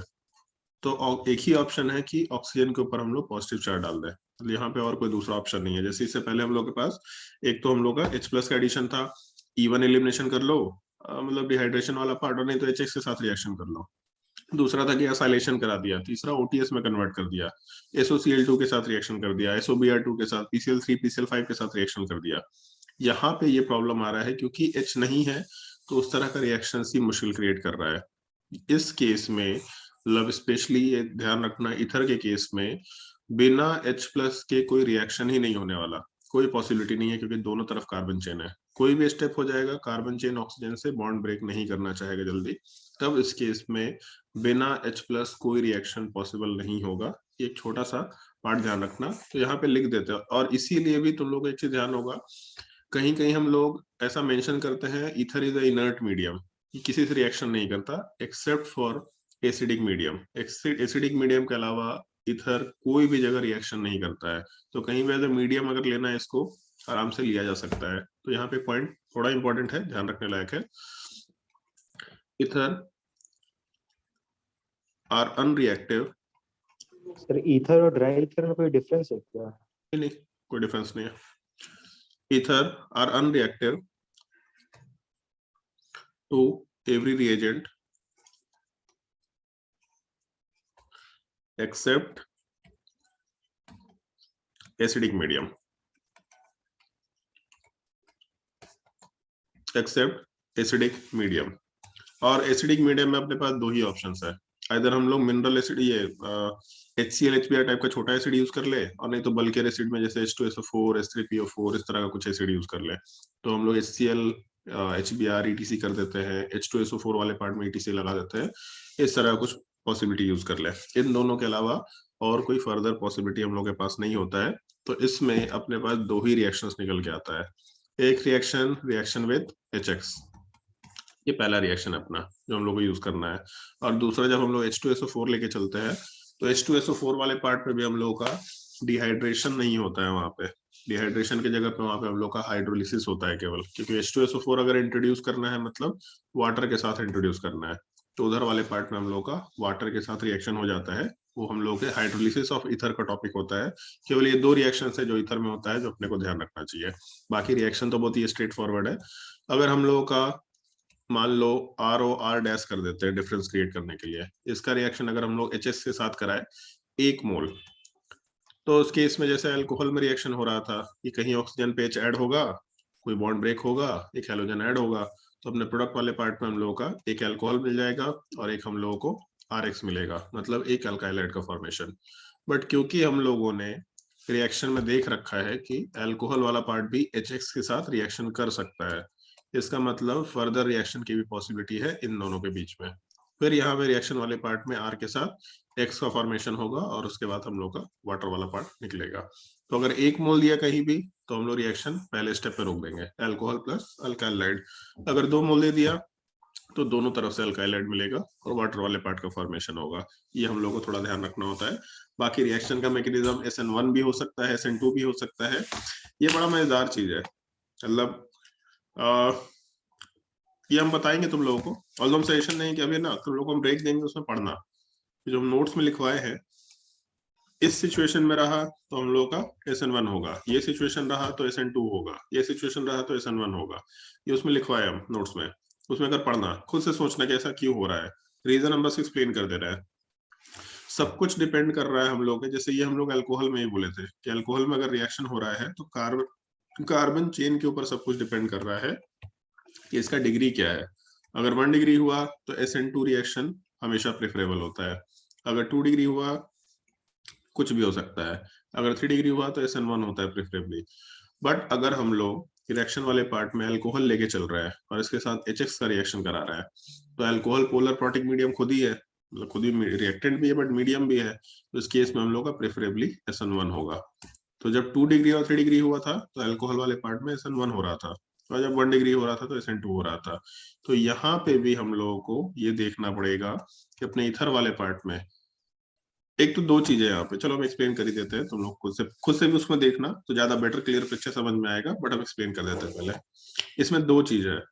पहला चीज ये कि हम लोगों का ऑक्सीजन जब हाइड्रोजन पे ऐड हुआ, एसिडिक मीडियम हाइड्रोजन जब ऑक्सीजन पे ऐड हुआ, तब इसमें दो चीजें हैं, रिएक्शन लेफ्ट कार्बन चेन पे भी हो सकता है, राइट कार्बन चेन पे भी हो सकता है। पहले तो यही देखना है कि रिएक्शन कौन से कार्बन चेन पे होगा, क्योंकि ईथर वाला पार्ट पोलर एप्रोटिक मीडियम है तो SN2 को ज्यादा फेवर करेगा, ऑल्दो वाटर भी प्रेजेंट है उधर, बट स्टिल SN2 को ज्यादा फेवर करेगा, रिएक्टेंट हम लोग ज्यादा अमाउंट में लेके चल रहे हैं।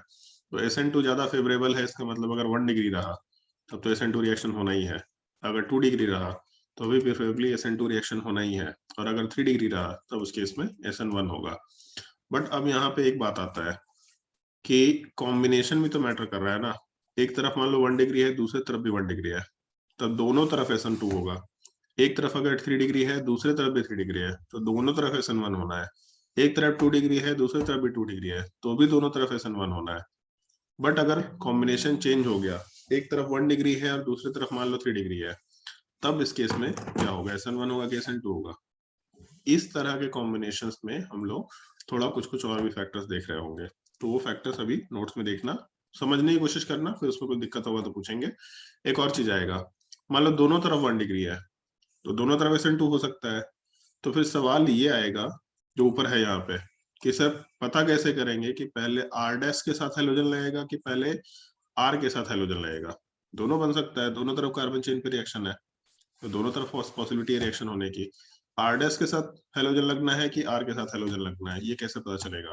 तो इसमें हम लोगों का मेन पॉइंट ये आएगा कि तुमको चेक करना है कि अगर दोनों तरफ 1 डिग्री है तो 1 डिग्री में उन दोनों कार्बन चेन में SN2 के लिए ज्यादा रिएक्टिव कौन सा है। जैसे एग्जांपल में ऐसा मेंशन कर रहे हैं, ज्यादा बेटर समझ में आएगा। मान लो हम लोग को ये कंपाउंड दिया, इसका रिएक्शन हम लोग करा रहे हैं HI के साथ। नॉर्मली HI के साथ, एनसीईआरटी में केवल HI के साथ रिएक्शन दिया है, HCl HBr के साथ रिएक्शन दिया भी नहीं है। पहला स्टेप, ऑक्सीजन वाला पार्ट H+ के साथ कंबाइन करेगा तो अपने ऑक्सीजन वाले पार्ट के ऊपर पॉजिटिव चार्ज का फॉर्मेशन, पहला स्टेप। दूसरा, I- रिएक्शन करेगा कार्बन चेन्स के ऊपर। ऑक्सीजन जिन कार्बन पे प्रेजेंट है उन कार्बन को देखो और उन कार्बन का डिग्री डिसाइड करो। तो पहला वाला 1 डिग्री, दूसरा वाला 1 डिग्री। ऑल्दो मिथाइल को डिग्री भी में नहीं बोलेंगे, बट स्टिल हम 1 डिग्री बोल दे रहे हैं। दोनों 1 डिग्री है, मतलब पहला वाला भी SN2 करेगा और दूसरा वाला भी SN2 करना चाहेगा, कोई दिक्कत नहीं है। बट एक सवाल का जवाब दो, इस A वाले कार्बन में और B वाले कार्बन में ज्यादा रिएक्टिविटी SN2 के लिए किसका होगा, A और B में, और क्यों?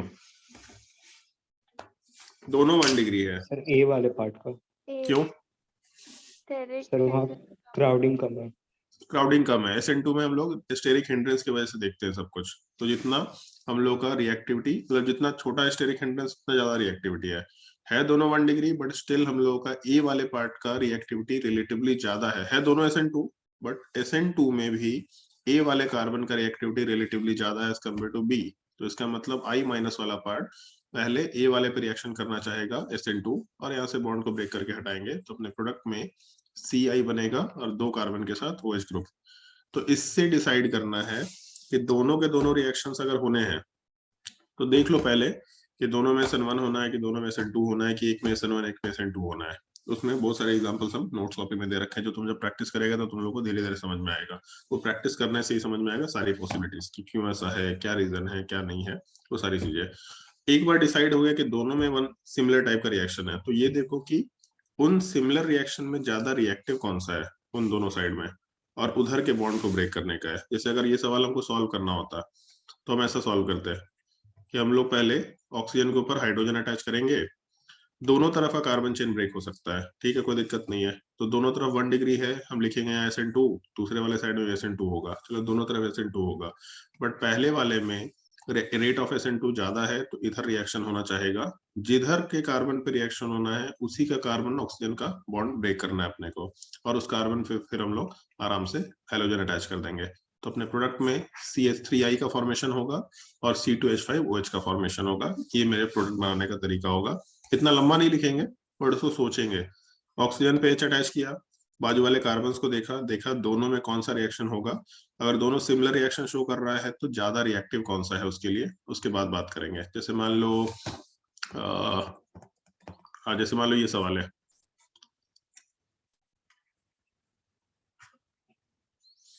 मान लो ये सवाल दे रखा और इसमें हम लोग बात कर रहे हैं HI के साथ रिएक्शन का, तो कौन सा रिएक्शन होगा। तो पहले यहाँ पे H लगाए, पॉजिटिव चार्ज देखे, राइट वाले साइड में 3 डिग्री कार्बन है तो इस केस में हम लोग SN1 होगा। दूसरे वाले साइड में कार्बन तो 2 डिग्री है, बट एक चीज सोच के देखो, अगर यहाँ पॉजिटिव चार्ज है तो हम लोग का एरोमेटिक कंपाउंड बन रहा है, इसका मतलब इधर भी SN1 रिएक्शन होगा, क्योंकि दोनों तरफ हम लोग को पॉजिटिव चार्ज स्टेबिलिटी के साथ मिल रहा है। अब इसके बाद सवाल ये आता है कि दोनों तरफ अगर SN1 है तब हम लोग रिएक्शन किधर कराए। तो जिस साइड SN1 का रिएक्टिविटी ज्यादा है, ऑब्वियसली बात है एरोमेटिक कंपाउंड के साइड पॉजिटिव चार्ज ज्यादा स्टेबल बनेगा। जिधर रिएक्टिविटी ज्यादा है उधर का बॉन्ड ब्रेक करेंगे और उस पर हम लोग आराम से आयोडीन का एडिशन करेंगे। मतलब अपने प्रोडक्ट में हम लोगों को इधर आयोडीन मिल जाएगा और जो हम लोग का टर्शरी ब्यूटाइल वाला कार्बन है उधर वाले साइड से हम लोगों को OH ग्रुप का फॉर्मेशन मिल जाएगा। ये प्रोडक्ट हम लोग आराम से डिसाइड कर सकते हैं। कॉम्बिनेशंस नॉर्मली नहीं दिया जाता कि एक तरफ SN1 एक तरफ SN2 है, उसमें ना फिर वहां पे पॉइंट आ जाता है इसके ऊपर कि हम लोगों का सिस्टम में और क्या चीजें रखा है। जैसे जो HI है, ये HI वाला पार्ट कॉन्सेंट्रेटेड दिया जा सकता है, क्या HI वाला पार्ट एनहाइड्रस दिया जा सकता है। एनहाइड्रस का मतलब बिना वाटर के यूज कर रहा है, कंसंट्रेटेड का मतलब वाटर के साथ यूज कर रहा है। अगर कंसंट्रेटेड दिया तो SN1 प्रेफरेबल होगा, अगर एनहाइड्रस दिया तो उस केस में SN2 प्रेफरेबल होगा। ये कुछ बेसिक पार्ट है जो हम लोग को ध्यान रखना होता है। बाकी तो बस ऐसा है कि क्वेश्चंस जितने टाइप्स के हो सकते हैं, जितनी पॉसिबिलिटीज है, वो सारे के सारे पॉसिबिलिटीज मोस्टली हम क्लास के नोट्स में डिस्कस किए हुए हैं। उन सारे क्वेश्चंस को तुमको अभी प्रैक्टिस कर लेना है, तुरंत के तुरंत करना है, और उसके बाद तुरंत जो भी डाउट होगा कि सर इस वाले क्वेश्चन में बता दिए थोड़ा क्या होगा, इस वाले क्वेश्चन में बता दिए थोड़ा क्या होगा, इस वाले क्वेश्चन में बता दिए थोड़ा क्या होगा, वो अपने आप समझ में आ जाए। क्योंकि इसमें SN1 SN2 अपने को जानना नहीं है, बस क्वेश्चन सॉल्व करते वक्त क्या चीजों का ध्यान रखना है ये जानना है, और उसके बाद क्वेश्चन सॉल्विंग करना है। ये हम लोगों के रिएक्शन विद HX का केस आता है, और इसमें एक बड़ा मजेदार केस है, एक्चुअली बहुत मजेदार केस है। Number of moles of HI consumed, reaction में कितने HI के मोल्स कंज्यूम होंगे। जैसे हम तुम लोगों को एक सबसे भारी एग्जांपल के फॉर्मेट में दिखा रहा है, तुम लोगों को एक फैक्ट बताया था, बहुत पहले बताया था, और बोला था कि इसको हम लोग बाद में कभी यूज करेंगे। चलो दो तरीके से बताते हैं इसको, इस तरीके से और भी एक तरीके से बताता है। ठीक है, ये ज्यादा बेटर है।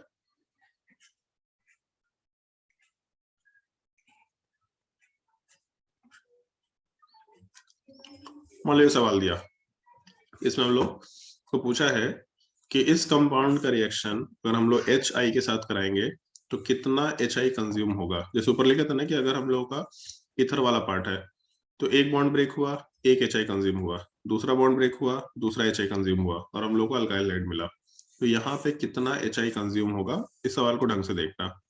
पहला चीज तो ये जो कार्बन है इस पे SN1 या SN2 हो सकता है क्या, बताओ भाई।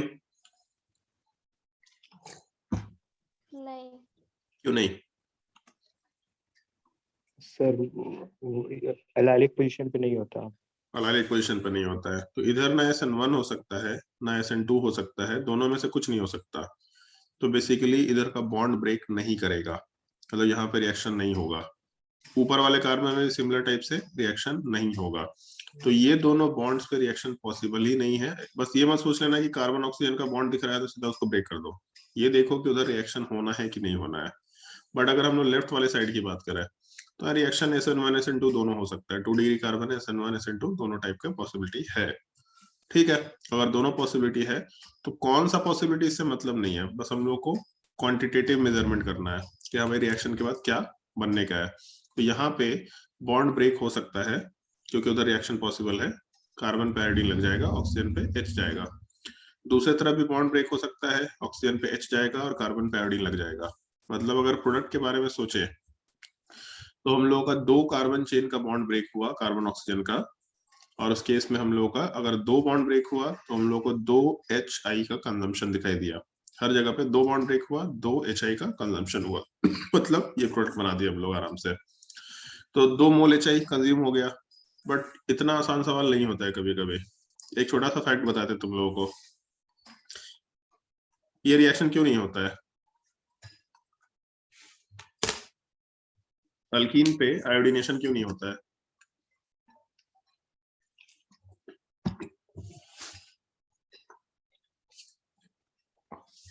बताओ भाई कोई। क्लोरीनेशन होता है, सॉरी क्लोरीनेशन होता है, ब्रोमिनेशन होता है, आयोडीनेशन नहीं होता अल्कीन पे।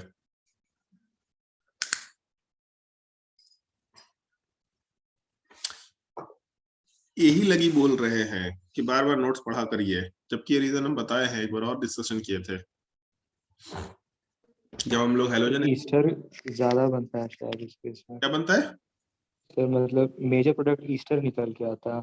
कहाँ, कौन से जगह से तुमको ईस्टर मिल सकता है भाई। इधर कार्बन है, इधर आयोडीन है, ईस्टर कैसे निकल नो जाएगा। सर ये नो सर ये वाला नहीं था। हेलोजन एक्सचेंज मेथड जब हम तुम लोगों को बता रहे थे तब ये पॉइंट मेंशन किया था उस टाइम पे, अगर आपको याद हो तो। I2 टूटता नहीं है। क्या है I2 शायद ब्रेक नहीं होता है ऐसा कुछ। I2 से तो आसान है, ये नहीं है ब्रेकेज। I2Cl2 में I2 का बॉन्ड स्ट्रेंथ कम है, आसानी से ब्रेक करेगा। तो इसमें सोचना ही क्या है।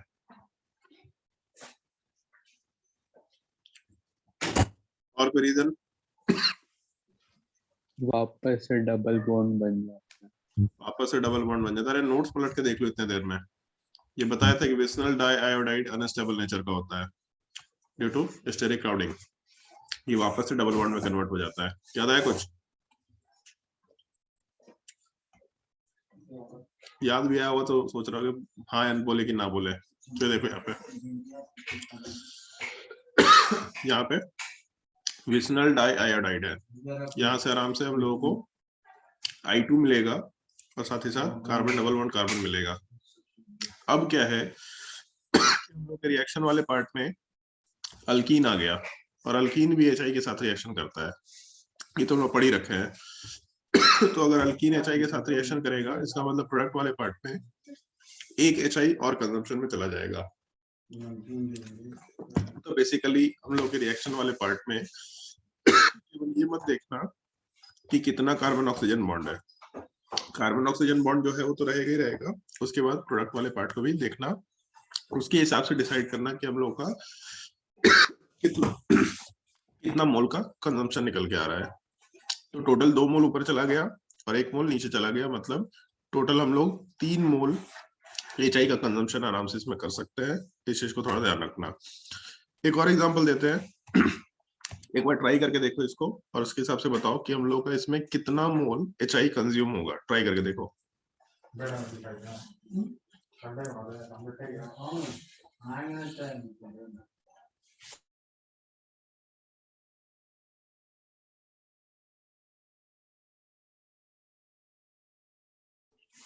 ट्राई करके देखो इसमें कितना मोल HI कंज्यूम होगा।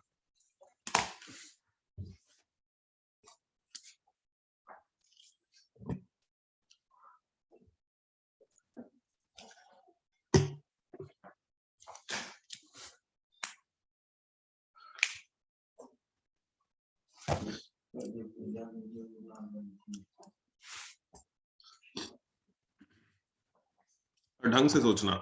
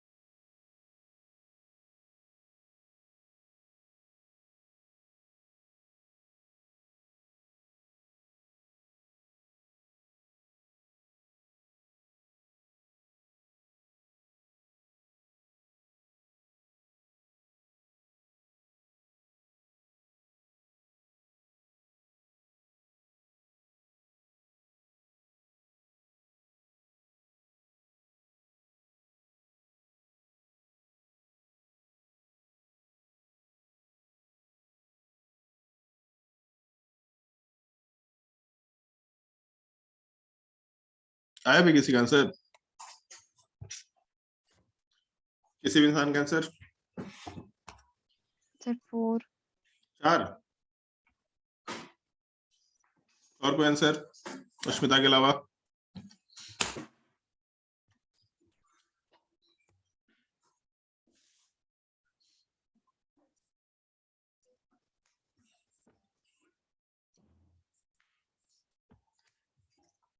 रवि?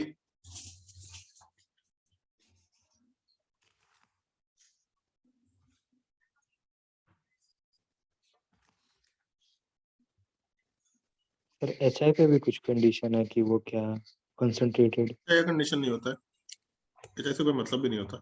बस पूछ लेता है number of moles of HI consumed. HI हमेशा एक्सेस में दिया रहता है, हमेशा एक्सेस में रहेगा।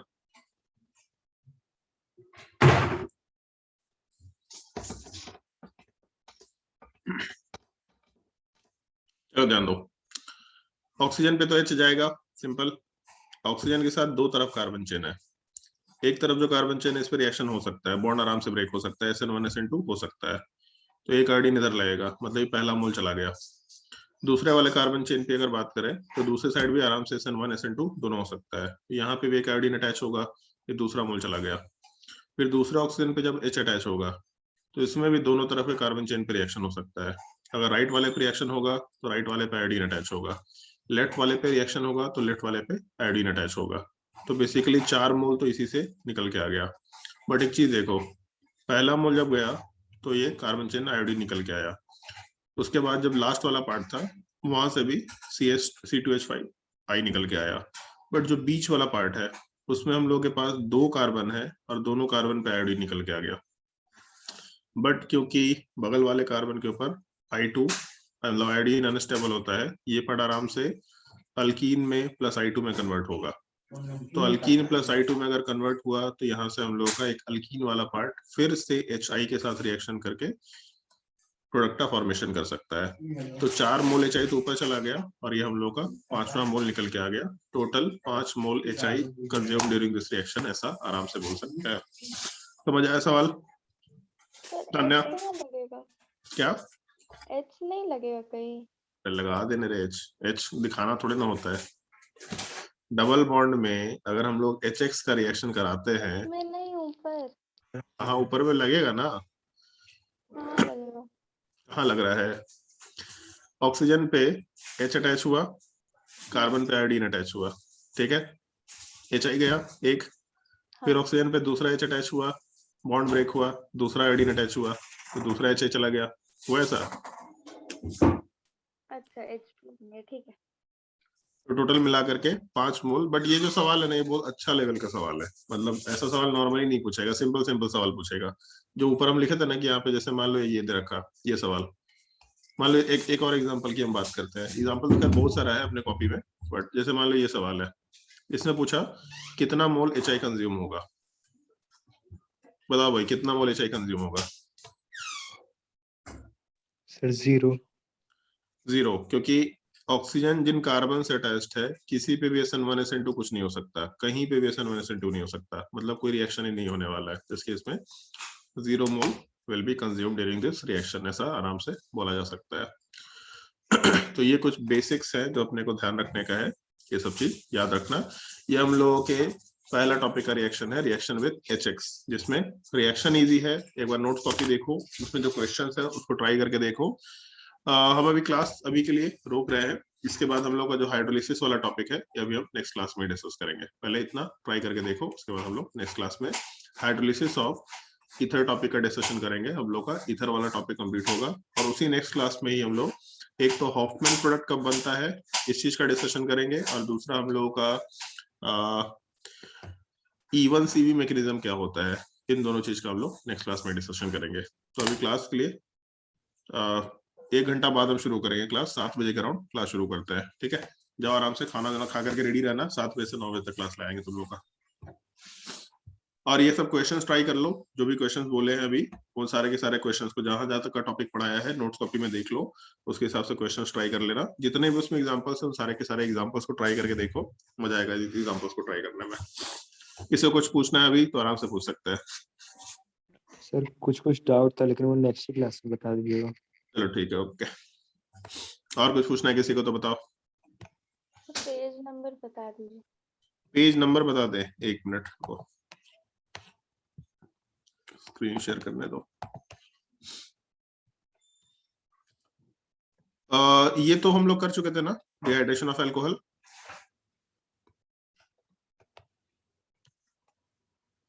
हाँ भाई, डिहाइड्रेशन ऑफ अल्कोहल तो कर चुके थे ना?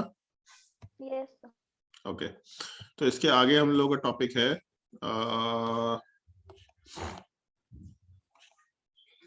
आइसोमराइजेशन भी कर चुके थे हम लोग, हाँ ठीक है। Reaction of halogen with hydrogen halide हम लोग बोल चुके थे पढ़ने, ये हो चुका था अपना ये चीज। पेज नंबर तुम्हारा 139, रिएक्शन विद PX3 PCl5। यहाँ से थोड़ा बहुत रीड करना शुरू कर लेना, इसी में कुछ कुछ क्वेश्चंस होंगे, कुछ एग्जांपल्स होंगे उनको, और ये देख लेना जो रेड पेन से लिखा हुआ है सारा का सारा पार्ट, इसको देख लेना। इसमें जैसे हम लोगों का एल्डिहाइड का रिएक्शन अगर होता है तो क्या बनता है, कार्बोक्सिलिक एसिड का रिएक्शन होता है तो क्या बनता है, इपोक्साइड का रिएक्शन होता है तो क्या बनता है, ये सारा चीजें रखा है, इन सबको रीड करना। तो 139 से लेकर के SOCl2 वाला भी पढ़ना है, रिएक्शन ऑफ ईथर वाला टॉपिक पढ़ना है, और यहां से लेके, ठीक है, ये तुम्हारा पेज नंबर 145 में हाइड्रोलिसिस ऑफ ईस्टर से, ईस्टर नहीं होना चाहिए, ईथर होना चाहिए यहाँ पे, हाइड्रोलिसिस ऑफ ईथर के जस्ट पहले वाला टॉपिक, इसके ऊपर ये question, number of moles of HI consume, find the total number of moles of HI consumed in the following reactant, पहला, और उसके ऊपर कौन सा रिएक्शन होना है कौन सा नहीं होना है, इसके ऊपर दे रखा है प्रोडक्ट। तो ट्राई करके देखो, पेज नंबर 139 से लेकर के 145 तक का पेज, और इसके बाद हम लोग नेक्स्ट क्लास में कंटिन्यू करते हैं इसके आगे के टॉपिक्स को। तो अभी के लिए इतना ही क्लास रखते हैं, अभी 7 बजे से क्लास शुरू करते हैं वापस से। सर एक डाउट था। बोलो। Sir 2pz plus 2pz overlapping sigma बना सकता है? 2pz प्लस 2pz सिग्मा बना सकता है, क्यों नहीं बना सकता है? वही तो, बना क्यों नहीं सकता? बट बुकलेट में एक क्वेश्चन था जहाँ पे फॉल्स था इसका आंसर। तो उसमें और भी कुछ कंडीशन होगा, पूरा सवाल भेज, ग्रुप में पूरा सवाल भेजना। तो उसमें कंडीशन ये होगा कि इंटरन्यूक्लियर एक्सिस दिस है, तो उसके हिसाब से सवाल का जवाब देना है, ठीक है? यस सर, भेजना यही ग्रुप है में। Internuclear axis. बोल दिया तो बुकलेट का सवाल हमको याद है, यही होगा। भेजना सवाल ग्रुप में, बता देंगे। और कोई डाउट? सर जब ऑफलाइन क्लास लीजिएगा तो एक मतलब ना आयोनिक का भी क्लास ले सकते हैं क्या? मतलब ठीक है, ले लेंगे, कोई दिक्कत नहीं है। मतलब उसमें कुछ कुछ उतना सारा फॉर्मूला है ना, वो याद नहीं रहता है एक बार में, इतना तो बफर सॉल्यूशन वाला पार्ट से। फॉर्मूला है नहीं आयनिक में। सर चलो मतलब ले लेंगे, कोई जितना है दिक्कत उतना याद नहीं। नहीं, ठीक है ले लेंगे, कोई दिक्कत नहीं है। सर आप ऑफलाइन क्लास लेने वाले हैं? हाँ, आप कब आने से? वाले हैं? आएंगे, प्लान कर रहे हैं कुछ कुछ। चलो ठीक है।